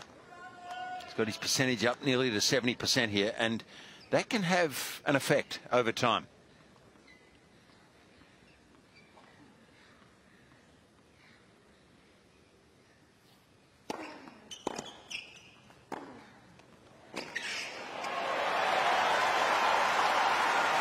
Yeah, he's building some security around that first serve. 13 out of 13 first serve points won.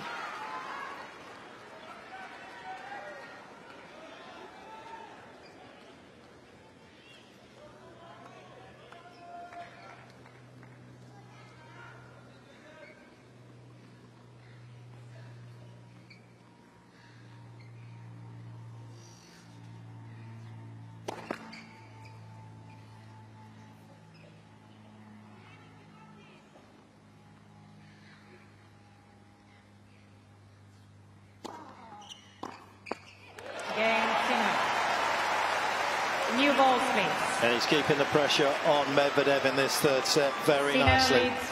Still all to play for here in Melbourne. 4-3.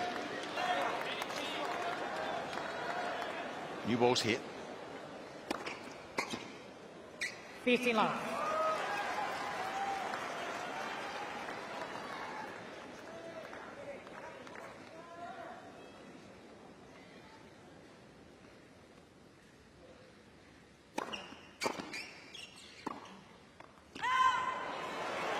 Well, with older balls, that ball would have been in. The new ball travels faster and further through the air with the more compact felt around the core of the ball, and it just carried slightly wide. Can make you a bit shaky sometimes. But he's got rhythm on the serve, hasn't he? 30-15.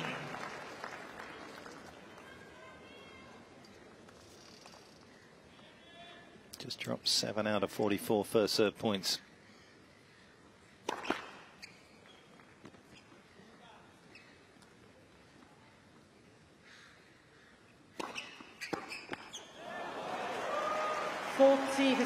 And he's countered the changes from Sinner in terms of return position as well. When he has kind of come up and hugged the baseline, he's dropped in a much quicker second serve. That one at 163.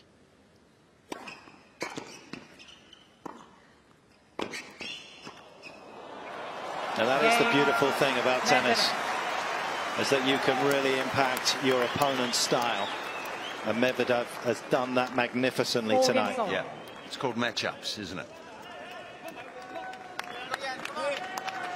And he didn't airbrush reality after losing the last 3 times to Sinner. He realized that the matchup that he likes to produce didn't work, and he's changed it significantly.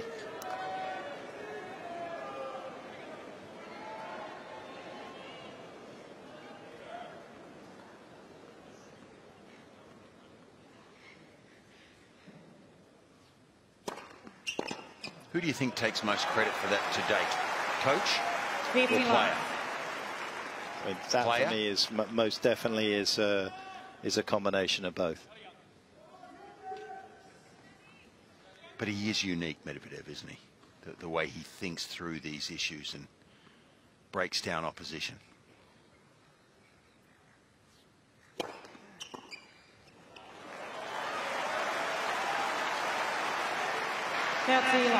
You always like to see a serve do something through the air, and all of a sudden Sinner's serving in the 180s, the 190s. He's not serving over 200.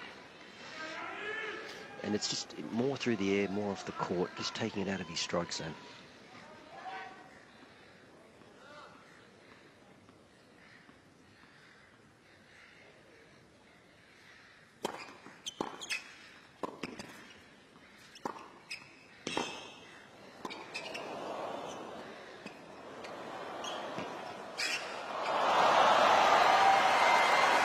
An absolute gem of a reply from Medvedev.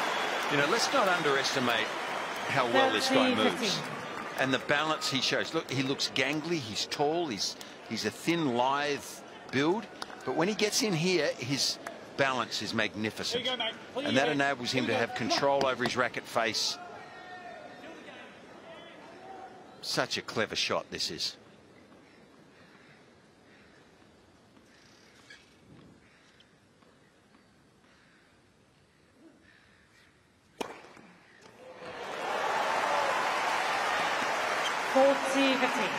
I think surely Sinner is thinking tiebreaker. Let me get to this tiebreaker. Let me have a crack and see if I can pluck a set out of the, the difficult situation I've been in and start again in the 4th.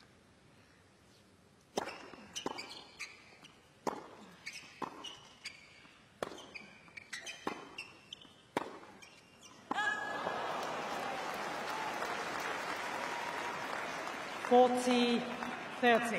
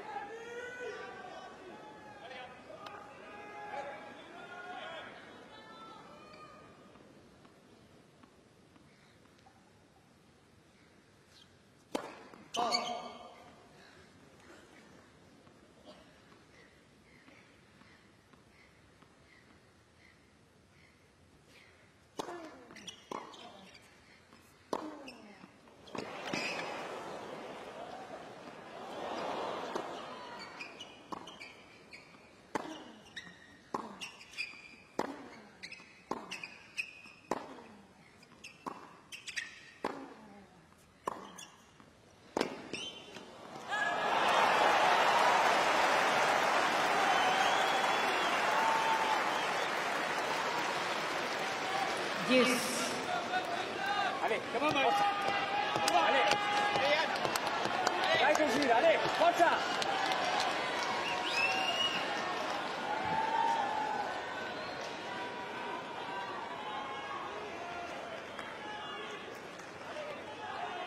Things could get unbelievably complicated for Sinner.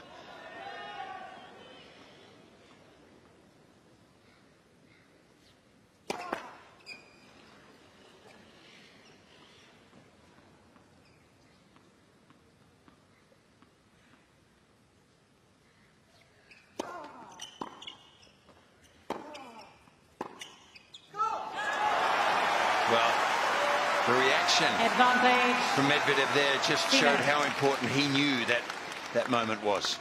Can't believe he missed that straightforward forehand.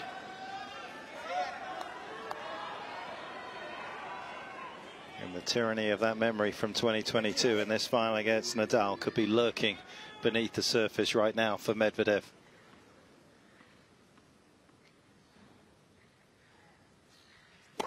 Let's for service.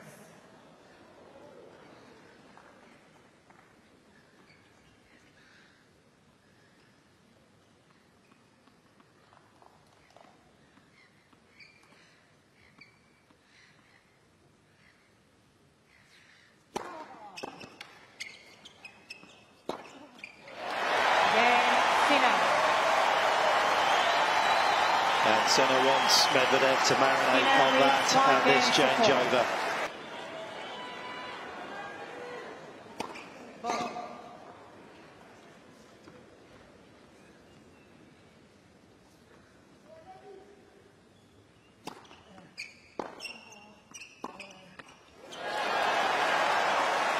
He's had a couple of these moments in this third set, has Sinner.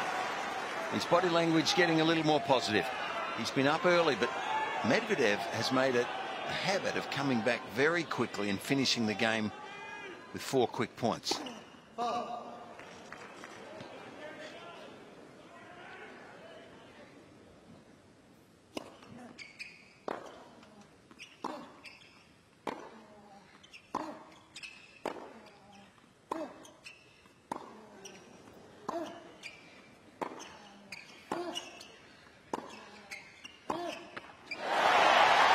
I don't think he's had love 30 though, mate.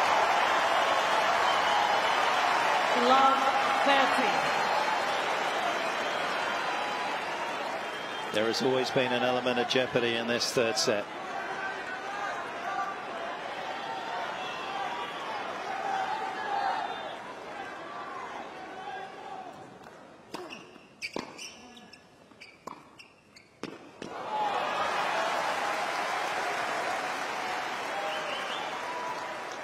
Fifteen 30.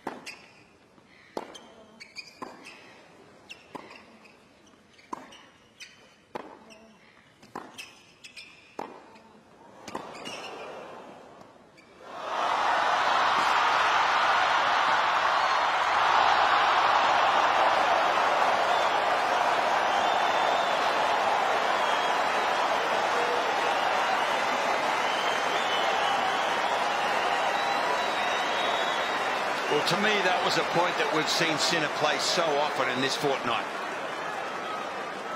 Until this. 30 all. The hustle from Medvedev to make him play a low, awkward forehand pass. That was a moment. But Fitzy, he's just got to play that point again. Do it again. Just keep at him. This is, he's close, Sinner.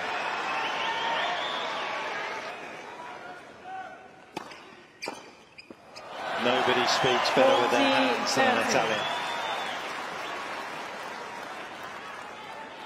You just knew what that gentleman was feeling.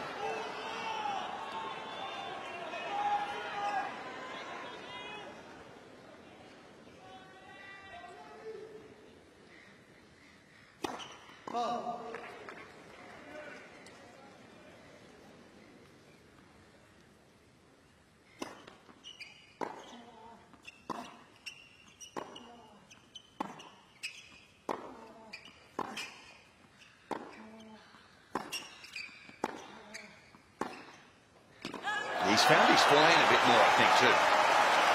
He is close here.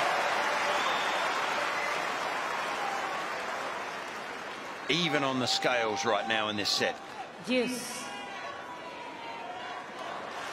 And Darren wasn't wrong. There was always going to have to be a little bit of a drop-off in terms of the storm, the perfect storm that Daniil had produced for an hour and 45 minutes.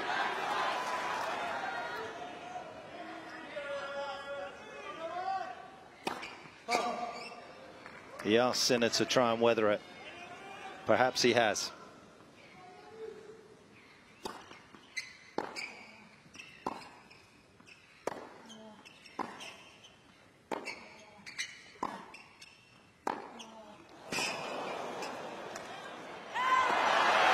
Tell you what, if he wins this game, this whole atmosphere will turn on its head.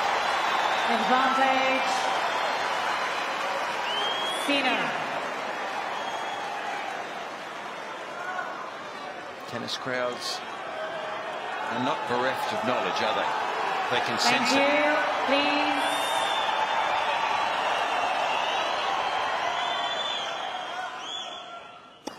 Please. Left first service.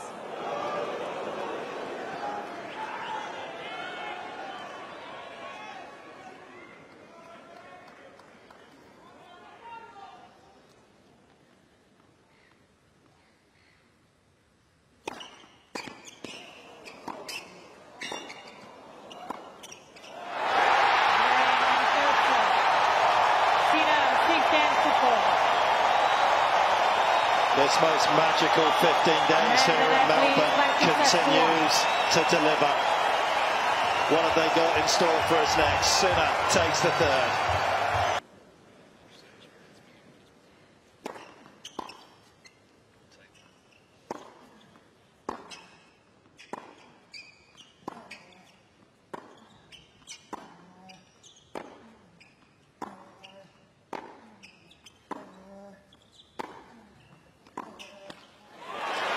Right now, Wally Masura's down there with a big grin on his face because 15 love. he realises that the coaching sort of approach that he would have used is starting to work. I think he's getting confident down there. One other thing that's changed here as well is speeds. Big uptick for Jannik and now eclipsing Medvedev, which started the match at 133. Medvedev down at 1-2-1. Is that a sign that he's fatiguing?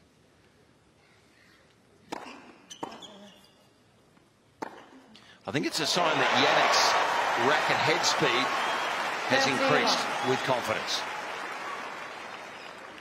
Medvedev was almost unplayable in those first two sets. The combination of speed and depth was unplayable. Now he just drops off ever so slightly, and I do agree with you, Petch. I think there's an element of fatigue in it. Jannik's got more time.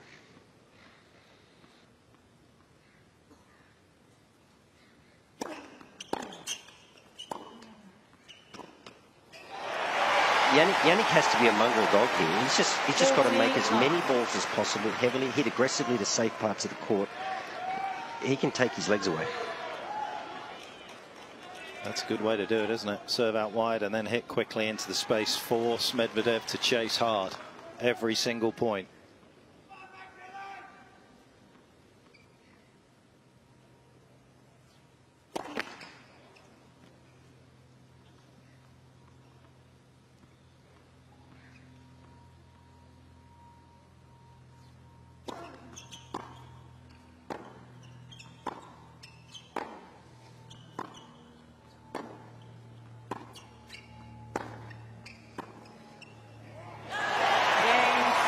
Totally different feel to the match right now.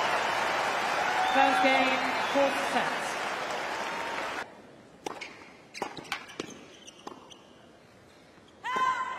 But one that happened and one they have to try and take advantage of. Love the team.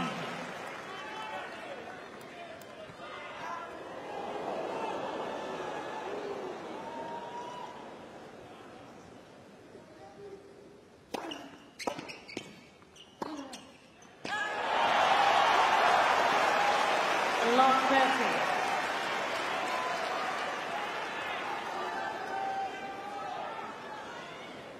What was plan B? Because plan A was unplayable.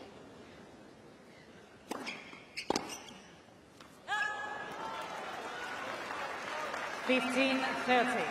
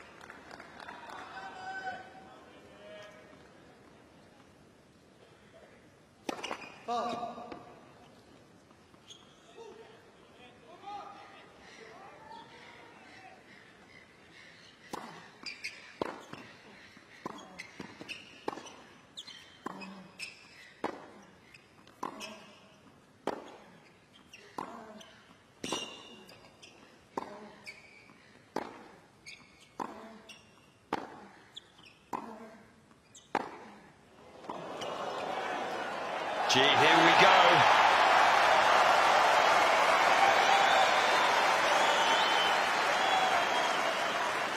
What time's your flight to London, Mark? Thankfully not till tomorrow. But I'll be happy to stay here all night for this.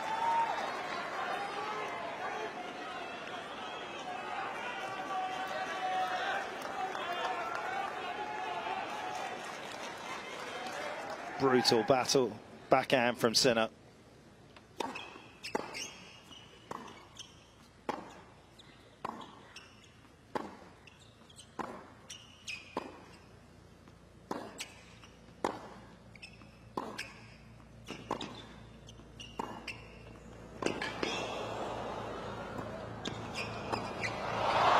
Well, that's been the MVS for me, most valuable shot of the night. Medvedev's inside-out backhand. Yep, I agree.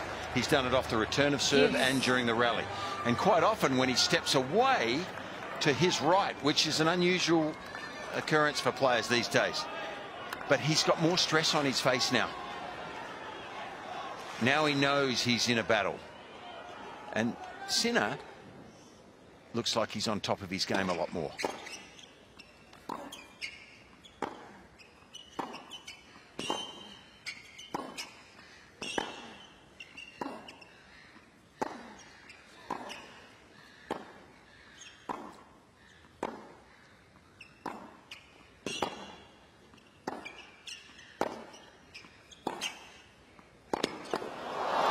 This is going to get really good. Advantage, Medvedev. Wherever you're watching from, don't go away.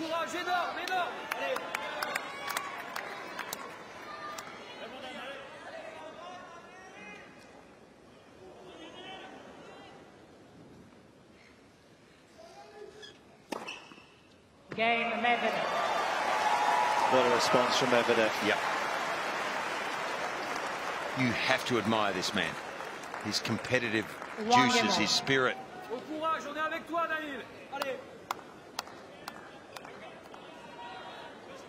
It's nice to be perfect, but he's not in the perfection business. He's in the winning one. And as Wally said, it's going to be hard to re-establish the kind of form we saw in sets 1 and 2. Going to have to find another way.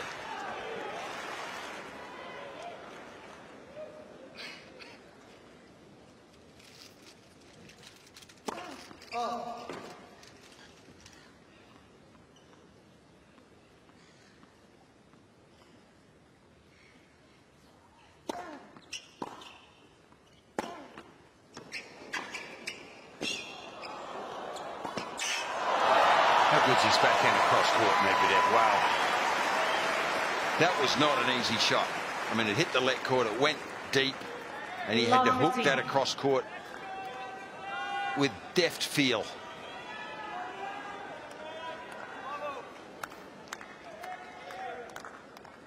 And then the speed to get in for the final shot.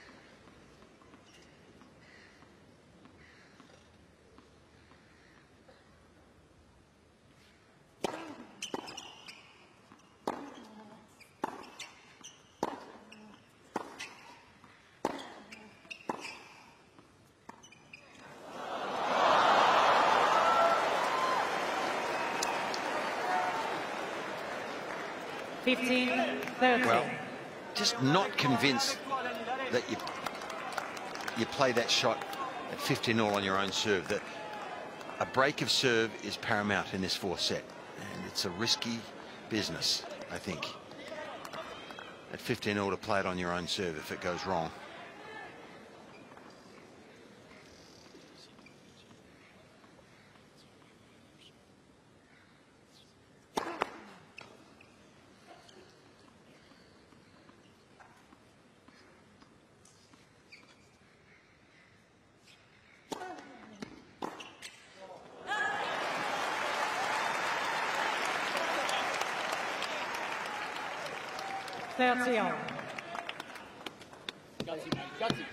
Well, you can't make every ball, but that looked late to me.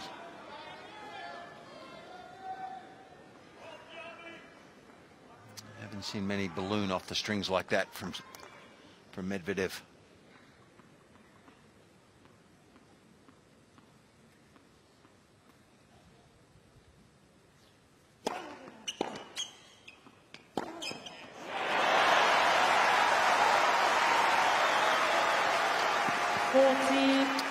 This forehand epitomizes a modern one, doesn't it? Just holds that. I was half expecting him to go down the line there, but he held it a bit longer, didn't make contact for a split second longer maybe than Medvedev thought, and that gave him time to go across.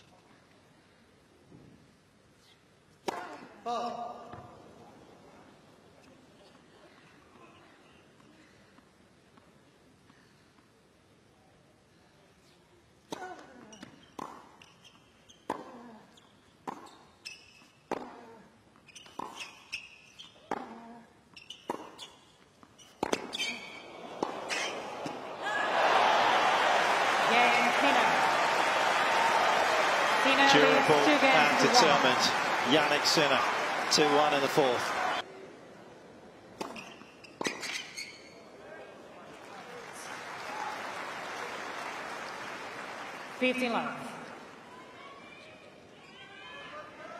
Over 23 hours he has played to get to this particular stage.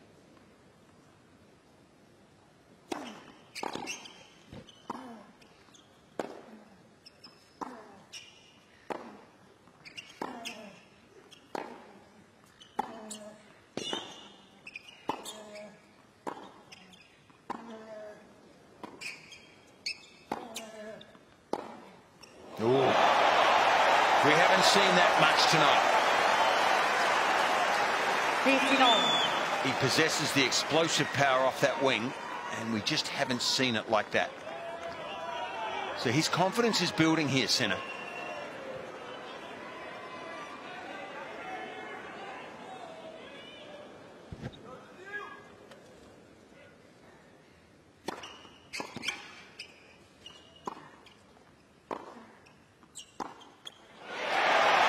And even that return, Fitzy, you talk about confidence, you know, he's getting more time, but even that return, jagging that ball back, one hand off the racket, making him play. I mean, it's just got to be one after the other after the other.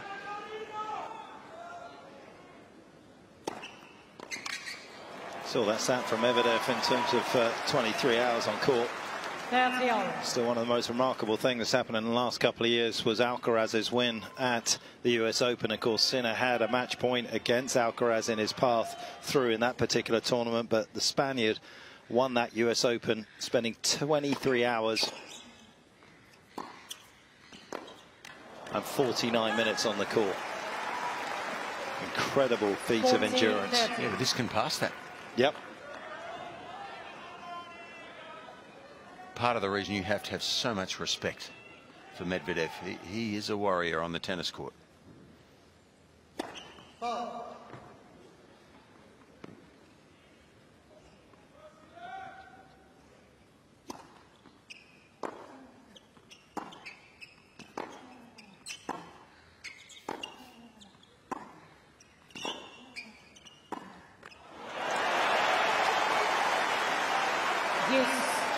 Like Wally said a set ago, he's close. Fitzy, he had a forehand in a previous game return. You remarked on it. He was late on it. He looked heavy on that backhand.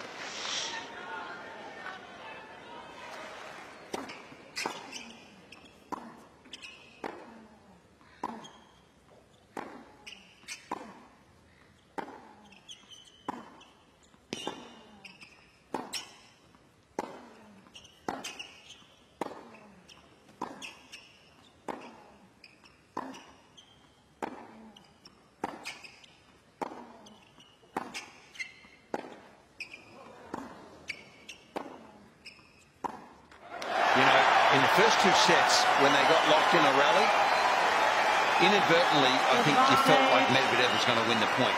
That's reversed now. It's different. The air's cooler. It's heavier.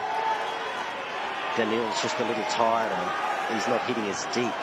And these little fractions of seconds are giving Sinner the time to play the game he wants. Oh, wow.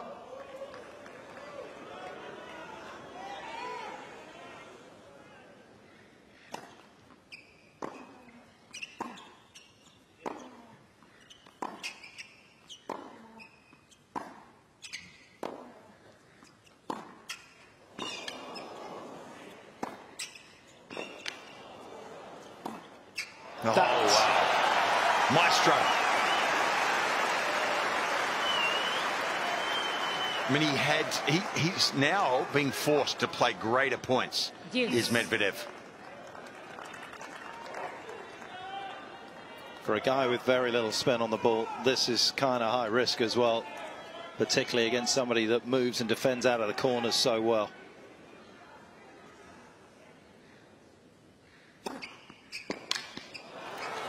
Advantage, Medvedev.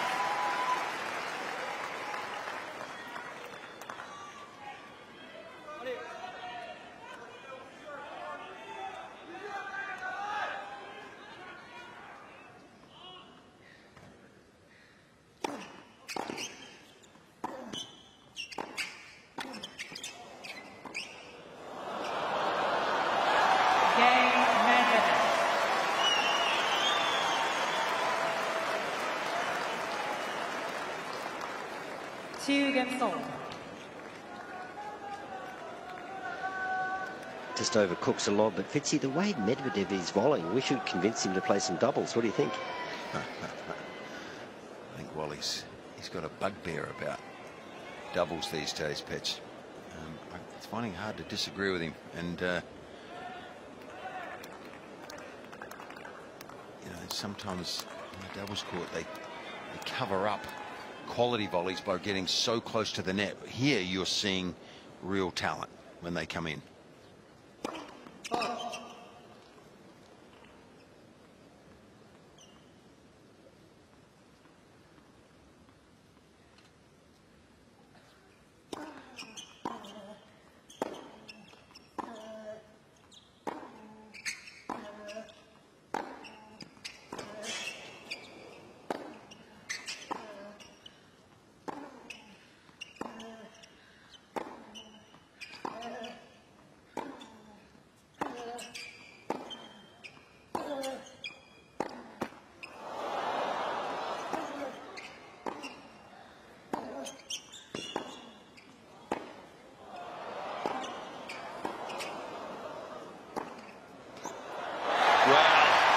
now spreading the court more. So was Medvedev in that point, by the way. But the Italian playing from the back of the court significantly better and more forcefully, I think, than he was early.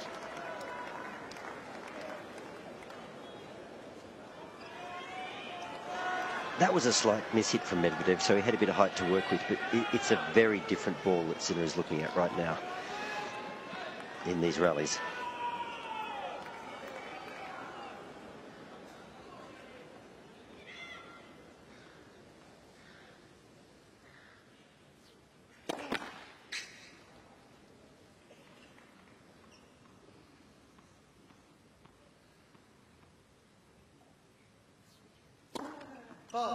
Well, you're saying that the ball that Sinner is receiving is not as potent as it was, not as deep, not as low, and therefore his ball would appear different to Medvedev too, because his ball will be more effective because of that.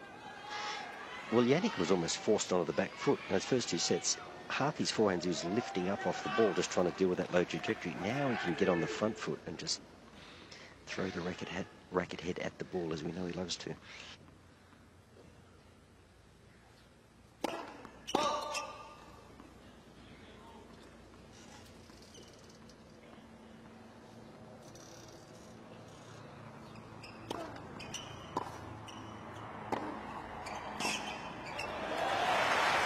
See that, he gets his right leg across, he plants his foot, strong base, and then he just throws the racket head with trust.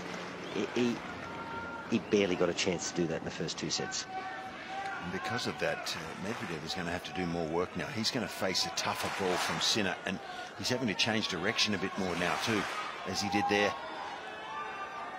He looks more stressed. You can understand, over 23 hours on court for this tournament. It's a marathon.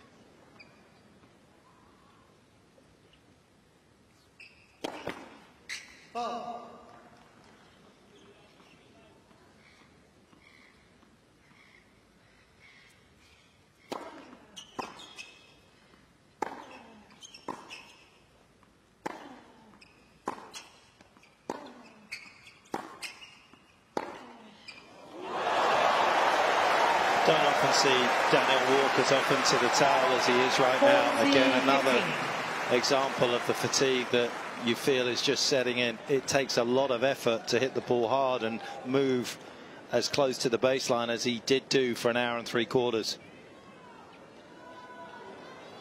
It's not something that he necessarily trains to do for a long period of time, because he normally plays from so far behind the baseline.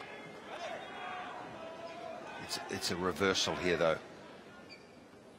The effectiveness of their balls have changed. Led for service.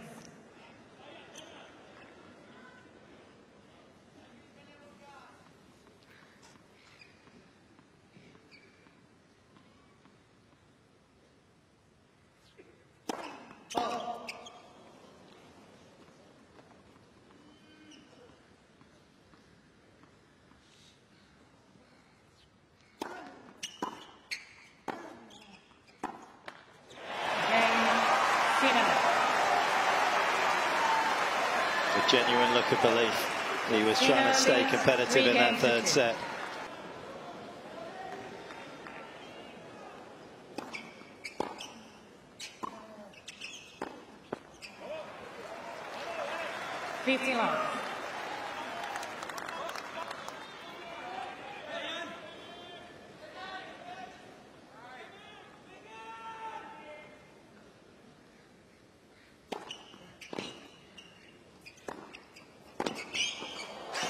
How good is he?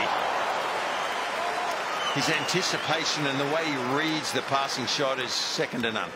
30 loss. And I just wonder whether there's a bit of conservation of energy in not having to hit two serves on each point. Those first two serves of this game under 180 Ks, much lower than his average for the match, well above the 190s.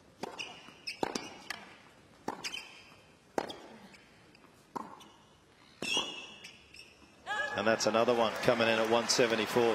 Smart tennis again from Medvedev.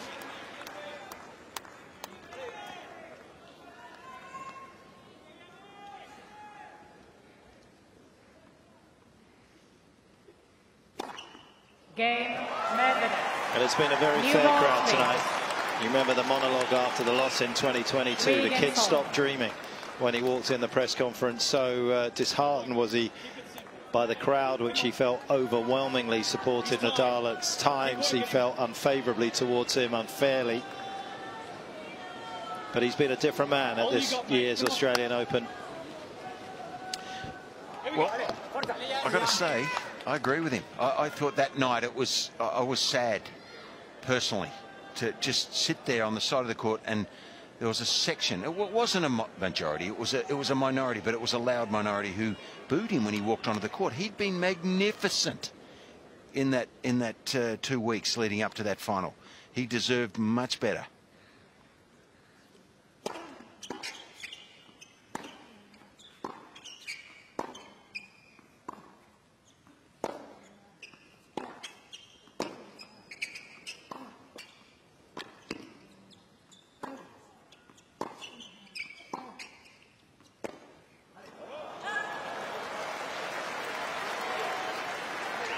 So the win predictor, the reason it's tough to pick is because all it takes now is a couple of points at the right time for Medvedev to get on top again.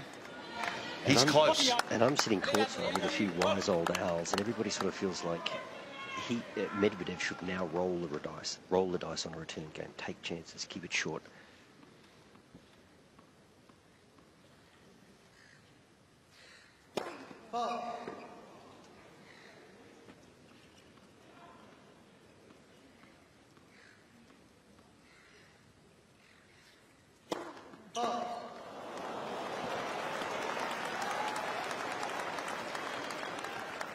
Love 30.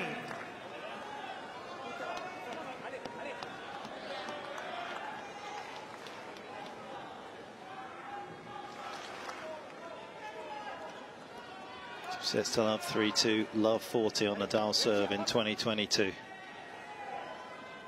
Is he about to find himself up love 40 midway through the fourth here this year?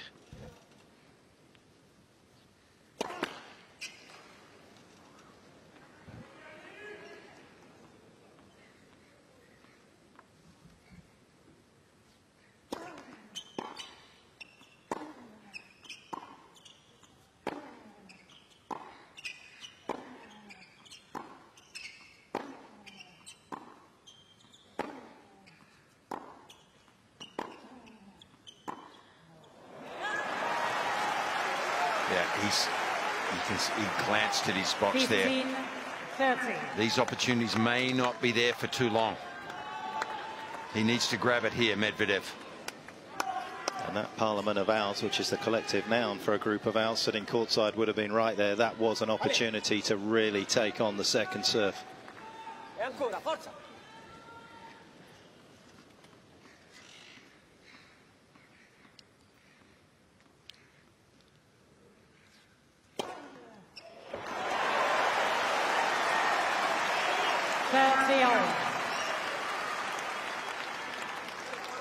We showed you winning only 50% of the first serves out wide on the ad side that he's just served to. In the opening couple of sets, he's been 100% since then, but he's changed up the direction beautifully. Medvedev probably leaning that way because there's been so much success.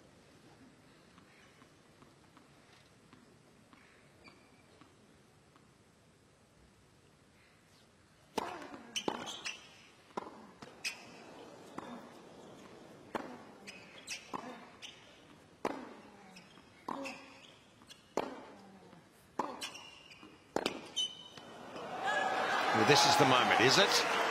Or is it not? 30-40. Come on. Here we go.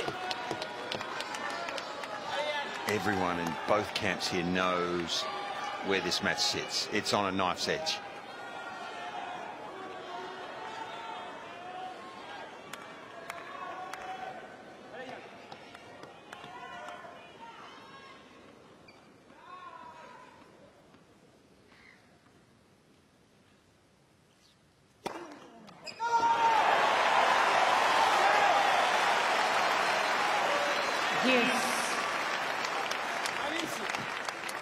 Hours in the lab.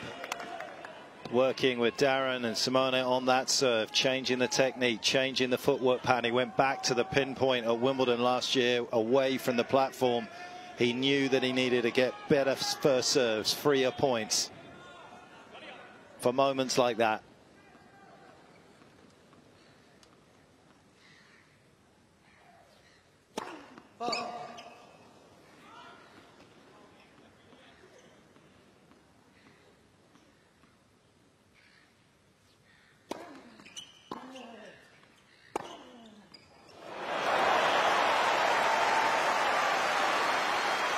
Advantage, Sinner. And I almost feel that his body language there towards his own box, Sinner, after he hits this winner, was to say, you guys got it right. We've worked. There it goes. That's a thank you, I would suggest.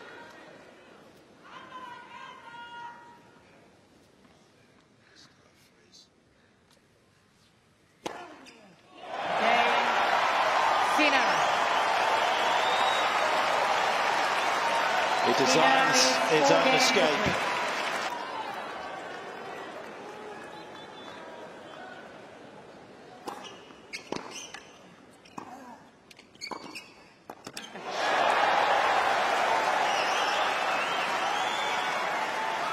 When you can tell he wants to get in, and sometimes then you come in too early.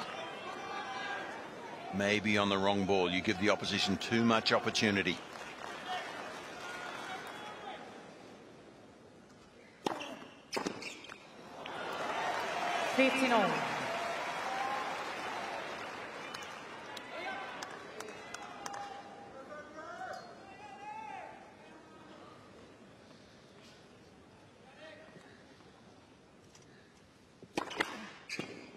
Led for service.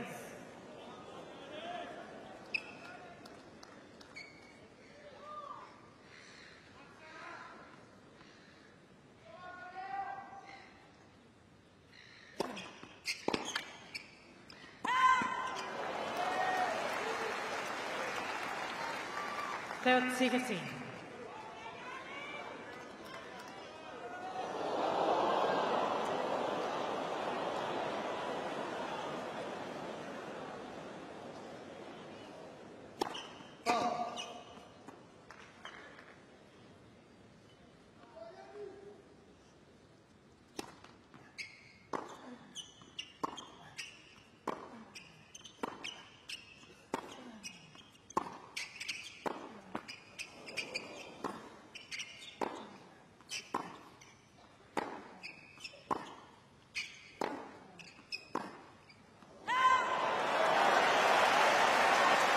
Well, definitely Sinner has found his range now. 30. And the dropping back on the second serve has cost Medvedev about 18 Ks on his second serve. That's how much he's taken off. He doesn't see any upside to going big with his second.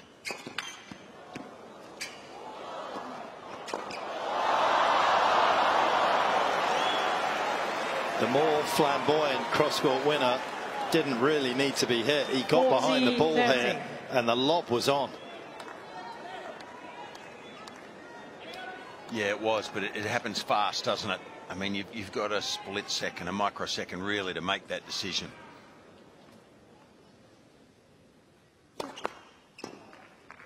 He was close though, wasn't he, to the net?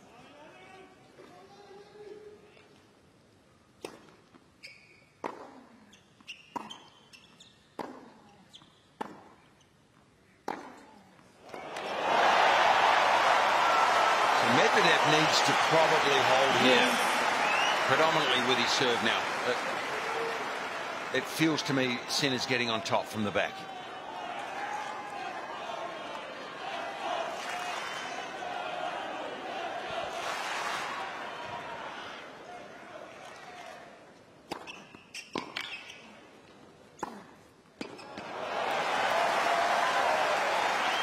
Great first serve there, and it's set up and put away. Kept the point short.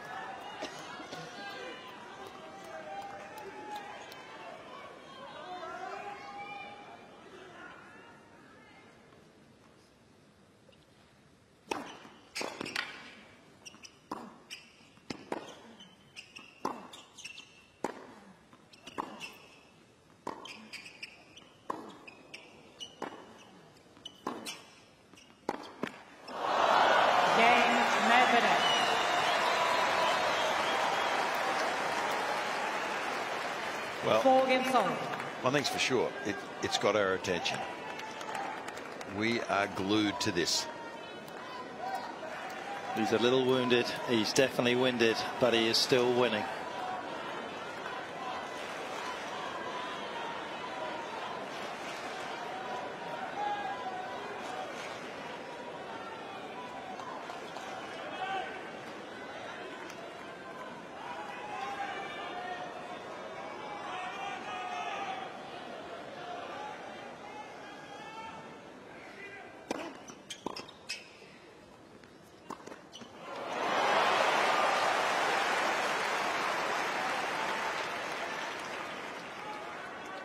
Lines.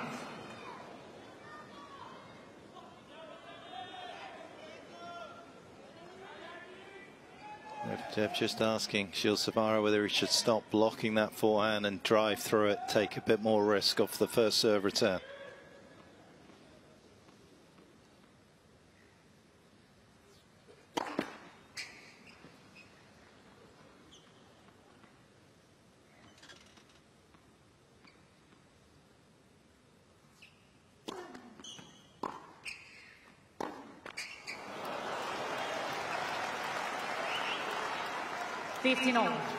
Can he dig deep here, Daniil?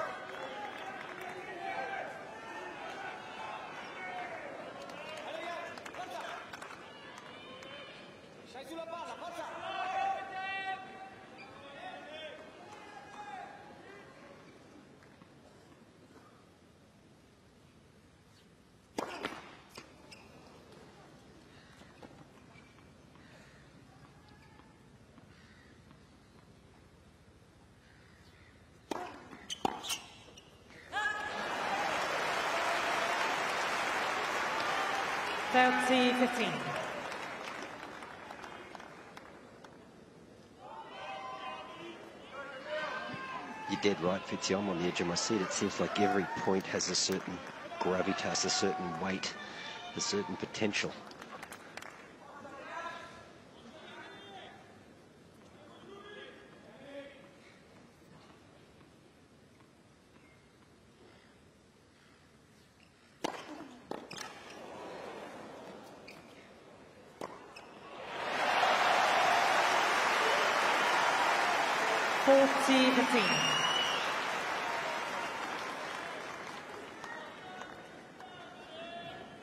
Great players are never duplicated, but they are imitated, and there you could see from that third point of this game, that quick second serve out to the forehand of Medvedev.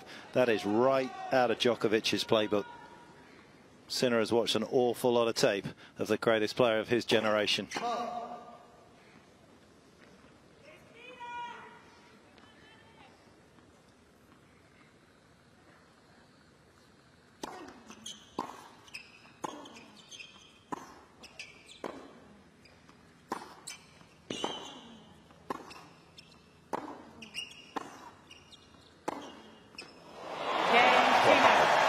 That's a serious shot, isn't it? He's getting better. Almost defies gravity, doesn't it? How short it landed in the court. What a stroke on the stroke of 3 hours. 5-4, Sinner.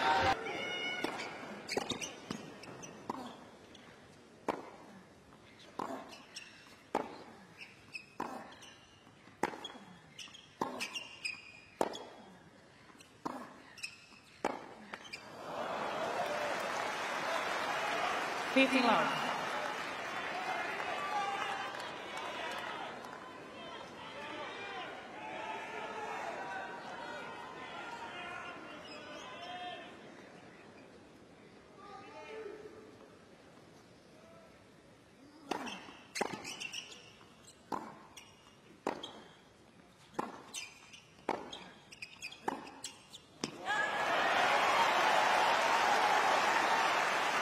It's been interesting to watch Daniil conserve his energy. This is a top-class match player, obviously, and he's dropped a little bit of pace at the start of this fourth set to make sure he makes a high percentage of first serves, and that's exactly what he's done. He's up around 85% of his first serves going in.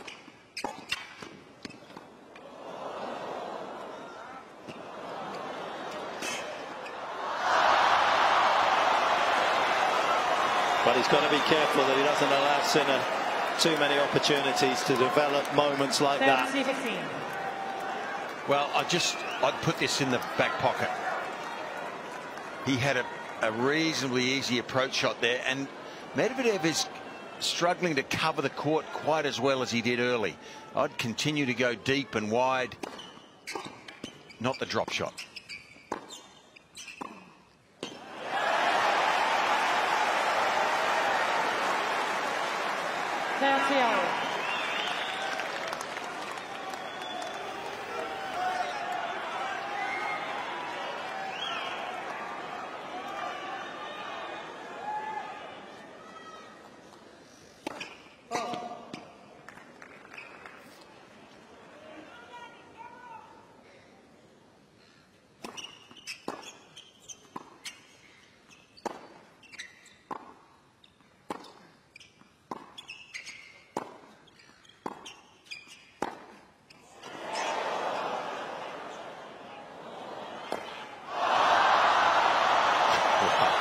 What defense from Medvedev there. Desperation, actually.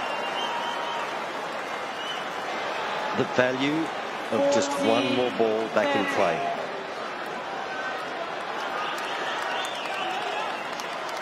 And the value of playing somebody for the first time potentially in his first Grand Slam final, rather than what's happened to Medvedev in the past.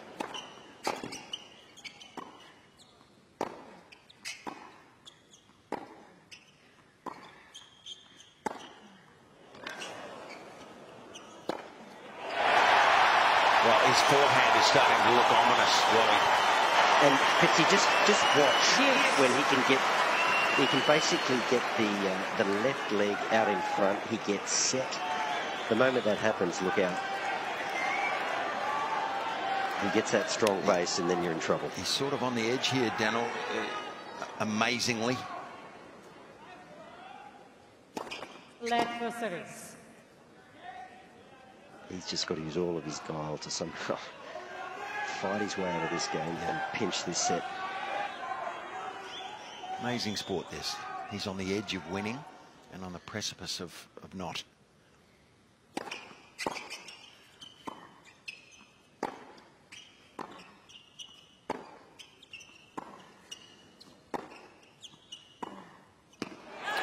his favourite shot lets him down.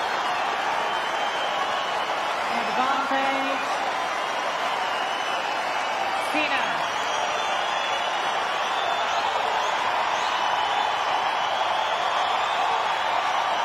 Thank you, please.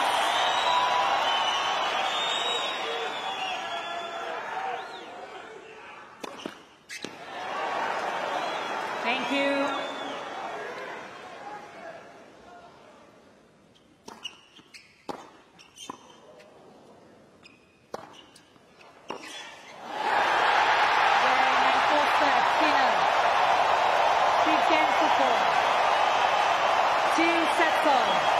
This quite remarkable 15 days gives us one final set.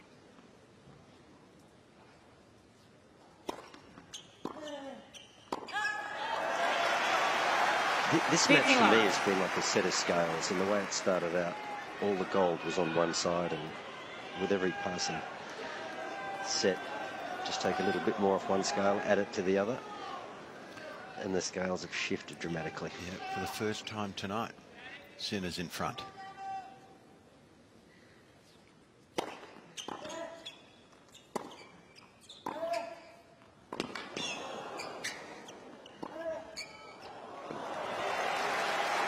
Guys, you both come back from 2 sets love down, perhaps not in this kind of scenario in a final, but it does take an awful lot of effort still emotionally to get yourself back into this situation. There's a lot of external stuff for Jannik in the last sort of 48 hours as well, emotionally getting through to this stage of a major for the first time. Still a few known unknowns out there.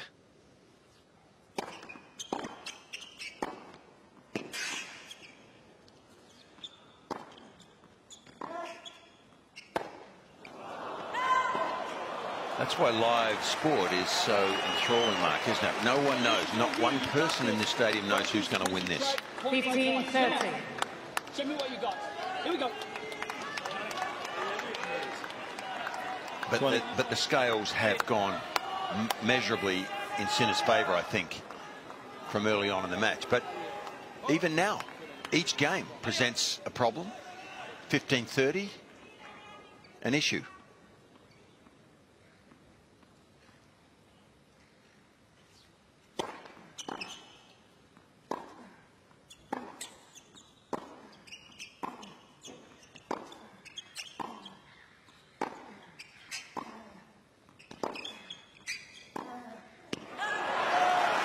Petch, do you remember, let's go back a while, remember the match with Rublev and Dimonov? 30 on.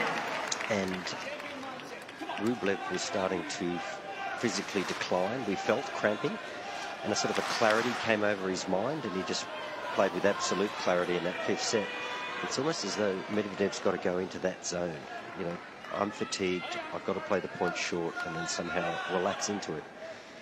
Fighting for a win, I'm not sure is going to get him over the line.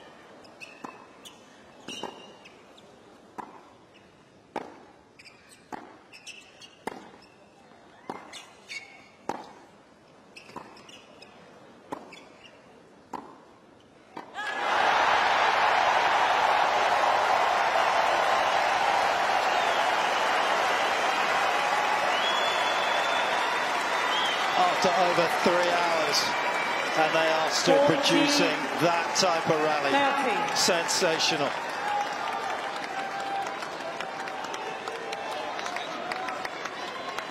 The longer this match goes, Petch, the more important all of these points become. But that was telling.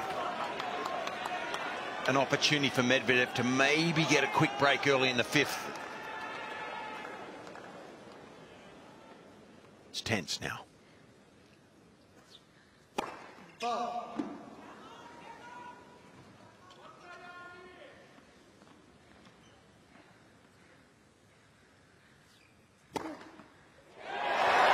Jannik Sinner. First game faster.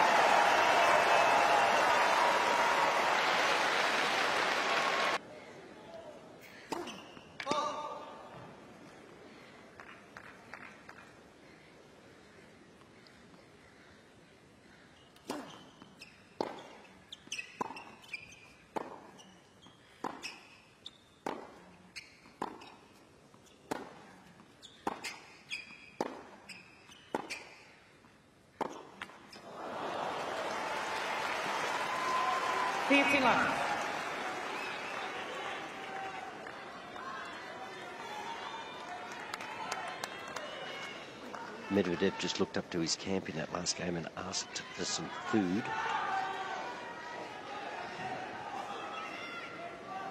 Not sure what sustenance it's going to get him through the fifth. Just a little delay here with a moth or a bug or a cricket.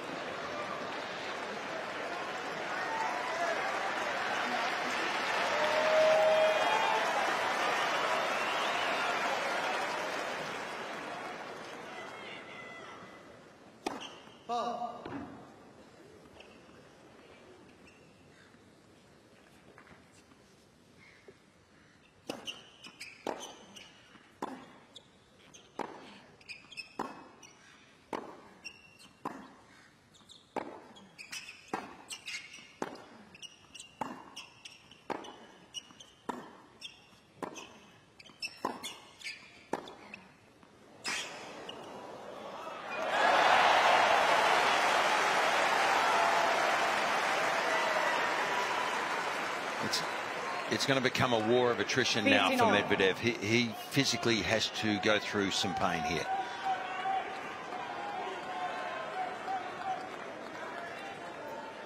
Sinner looks fresher.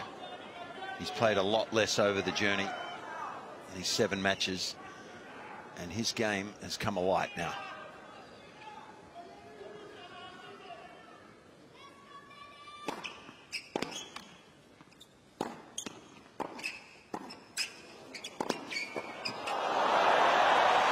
And the movement is just not quite there for Daniil. He was so quick with his first step early. He's heavier now. 30.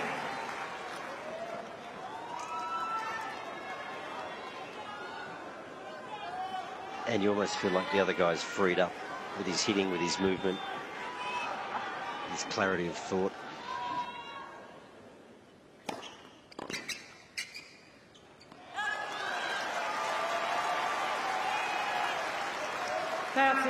And he is dialing through all his options there, isn't he, Medvedev? That was a serve and volley. Well, his serve, I think, is the key now for me. I know it's an easy throwaway line, but when they get involved in these long rallies, he's looking a bit more stressed. He can win that way.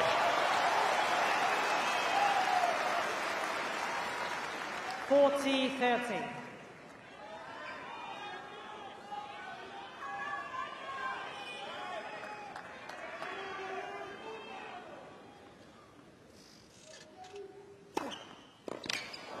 Saved him there.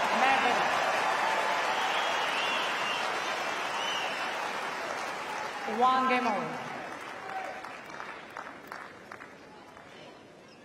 Interesting, Fitzy, you said he served and get him out of it, and you know, he did serve and volley. When you're a little fatigued and you don't have the leg drive, your serve can definitely lose margin, lose pace. But when you serve and volley, you're almost forcing yourself to drive up and over, and it can actually help with your rhythm. So we will see whether he peppers a few serve and volley points in amongst the games coming forward.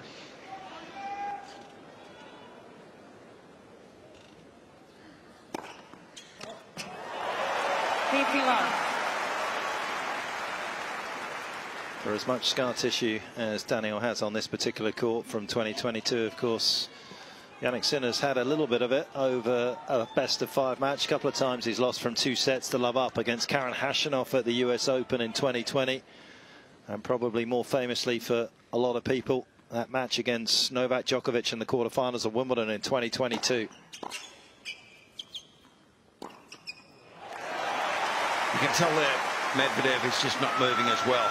He has to leave earlier now to give himself a chance on that ball. The return was short. He had to guess and he had to leave early. There's more gaps for Sinner to hit into.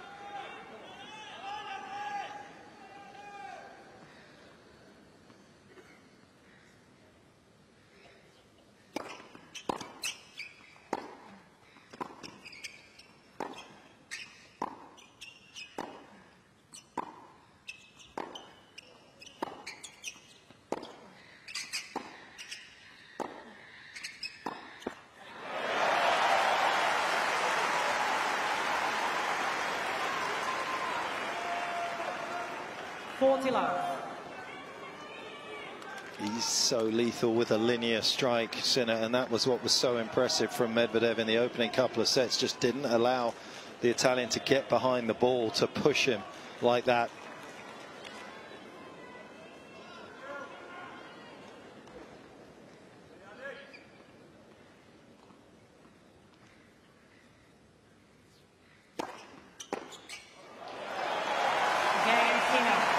But Sinner has found that lovely rhythm that he has, aggressively relaxed.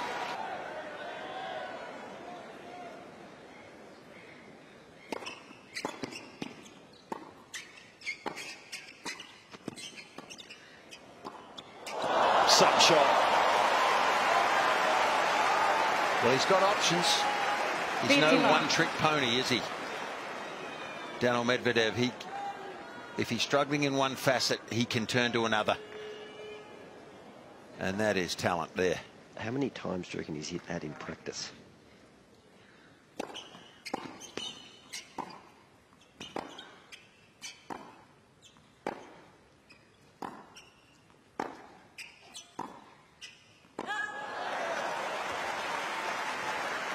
15 all. But on the win predictor right now, he cannot be favourite, Daniil. I don't know what the win predictor is. It won't be too far apart, I don't think. But I don't think he can be favourite on it from here. He's just got to try to hang on to this serve as much as he can. And as the Parliament of Owls, there it is there, okay. 65-35, yeah.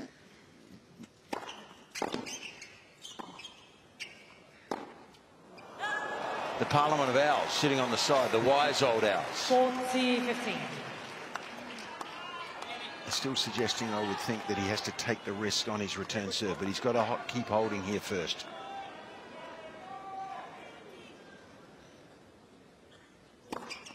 Good game there, though.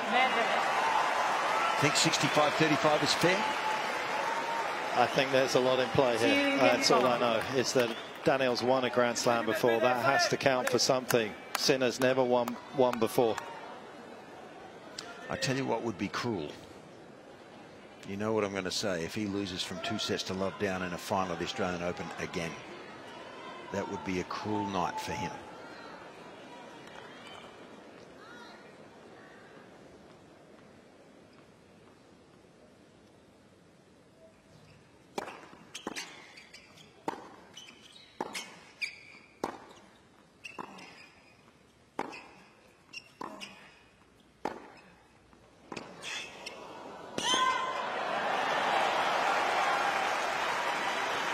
It's hard though, isn't it, when you're the guy going cross-court and the other guy's going line. It's not a great pattern.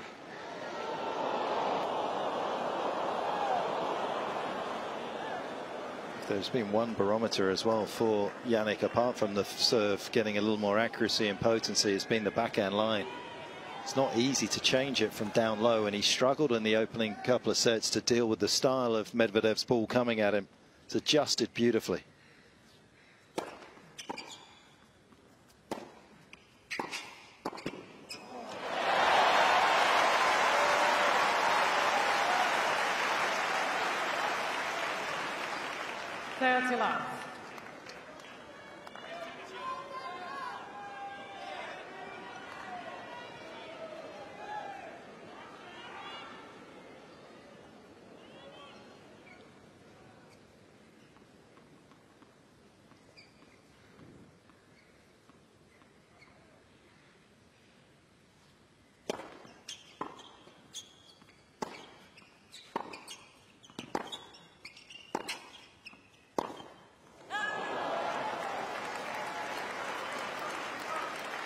C15. Here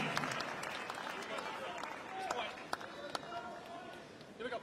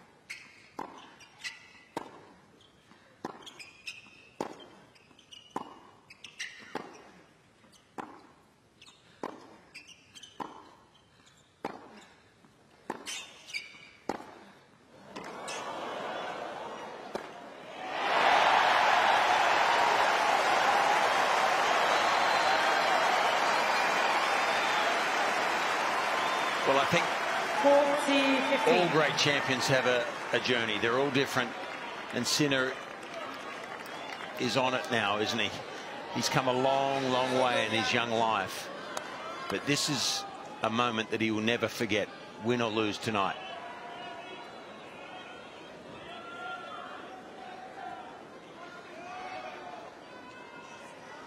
As a tennis player, a professional one, a champion, this is what it's all about.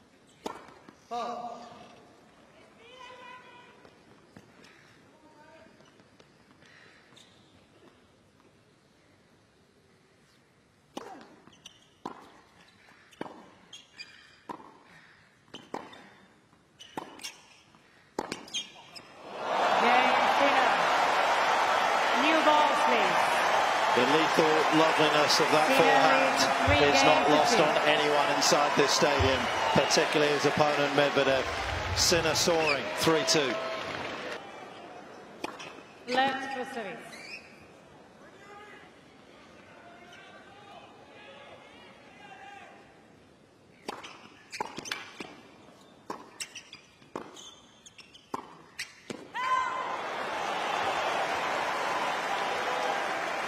Locketing.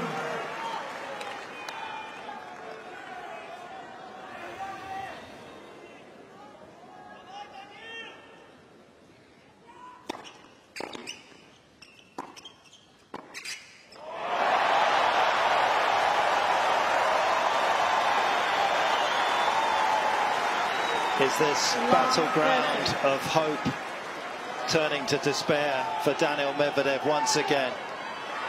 Sinner slides one by him.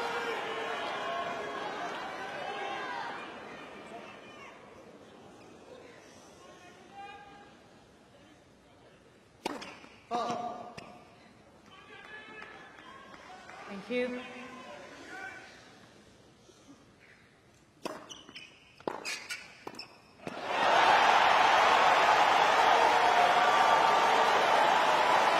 And I guess, in a way, it's a sign of desperation there.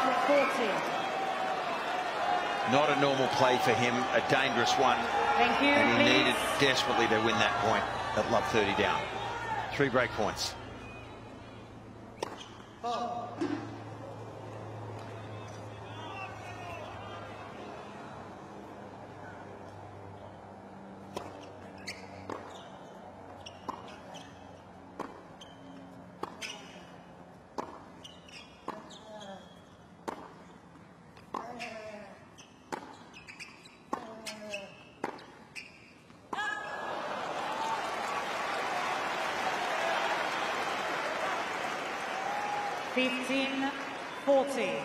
Well, his serve has to save him again, I feel.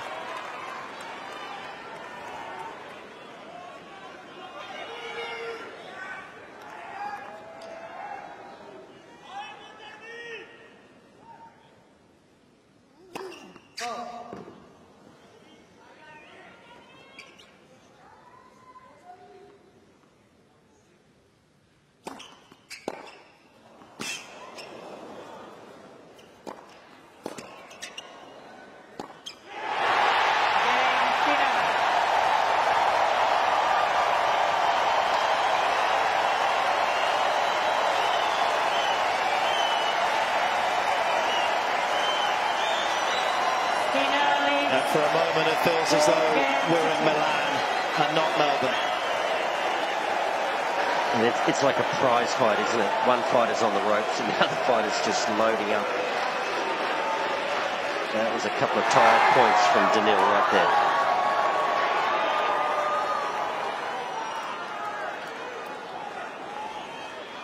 Thank you.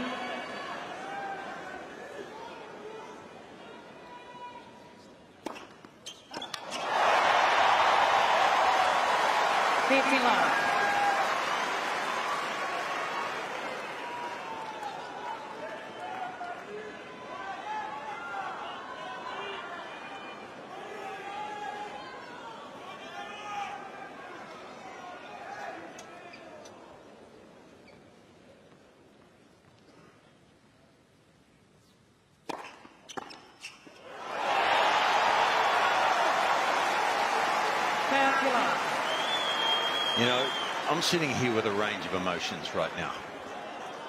I mean, this is so exhilarating from the Sinner camp's point of view and so heartbreaking from the Medvedev camp.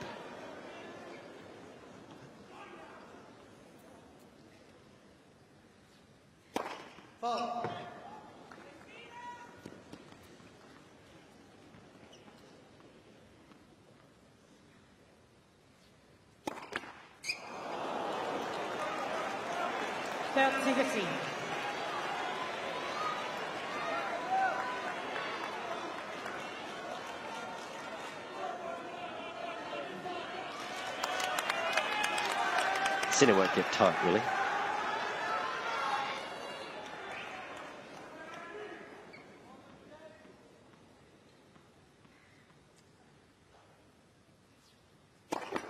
led for service.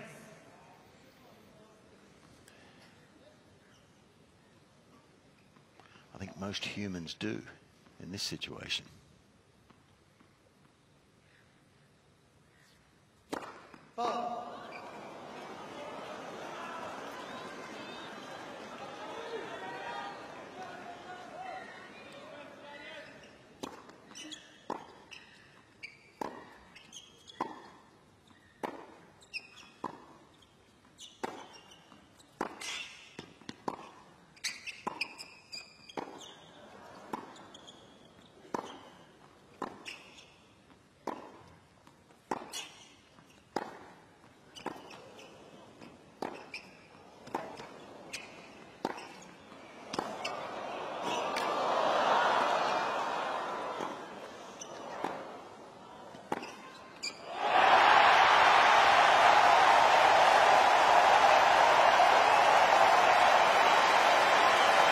Is that one of the most telling rallies in this young man's life? I would say. 40-15. Absolutely mesmerising.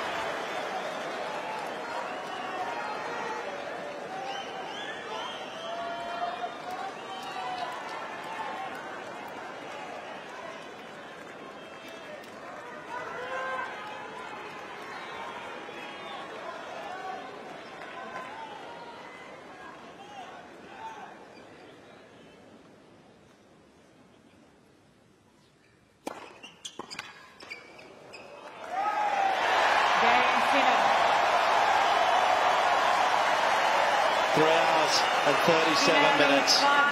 Jannik Sinner, 1 game away from his first ever Australian Open title. He has uncontested ownership of this set. 15 lines.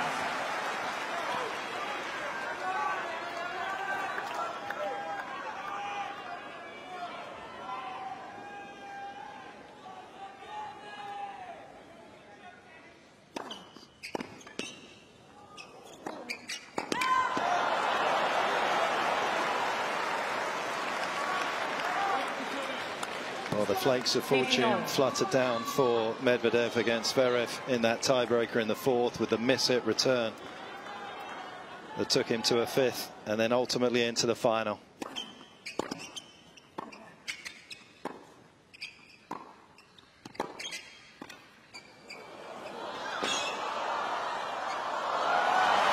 We'll be hoping if he can hang on to his serve, there's some more of that around. 30-15.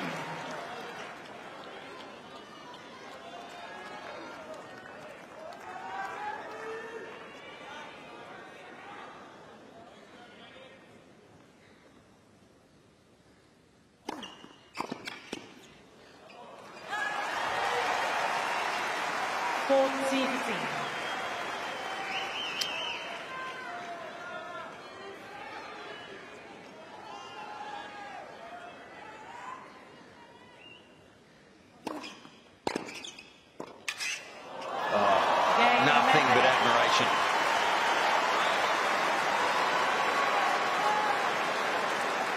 Huge investment in that game for Medvedev. Can he earn some interest? Sinner leads 5 games to 3.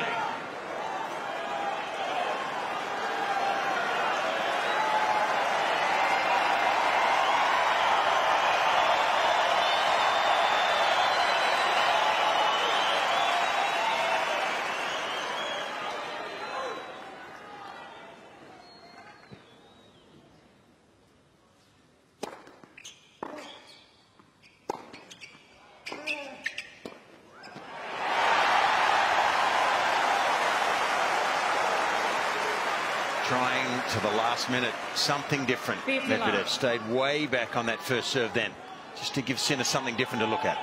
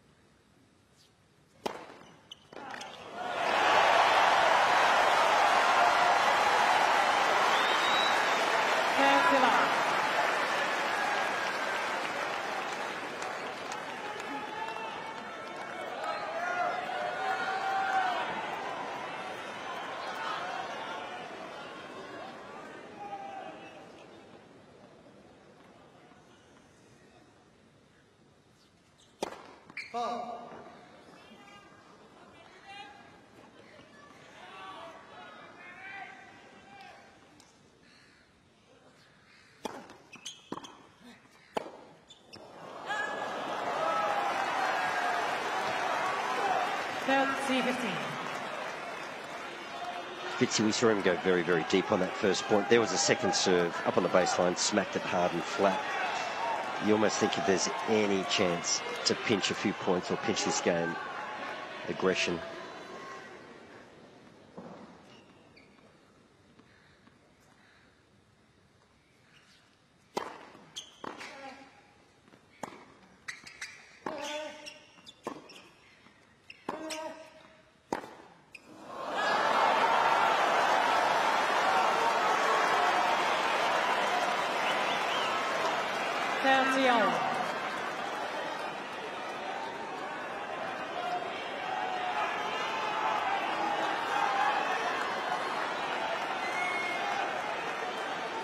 That's what this match has been lacking, a bit of drama.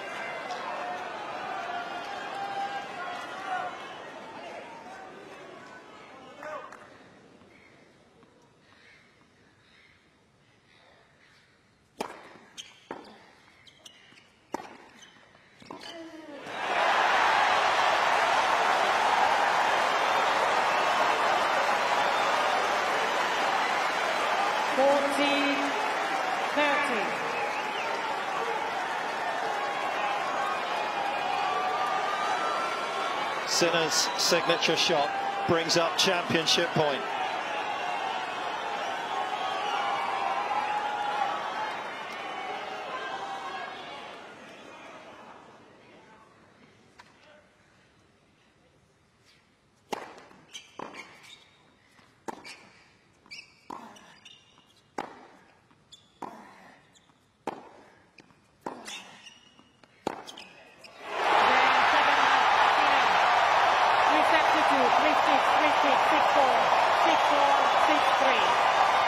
Simply sensational way for Jannik Sinner to win the Australian Open. His maiden major happens in Melbourne.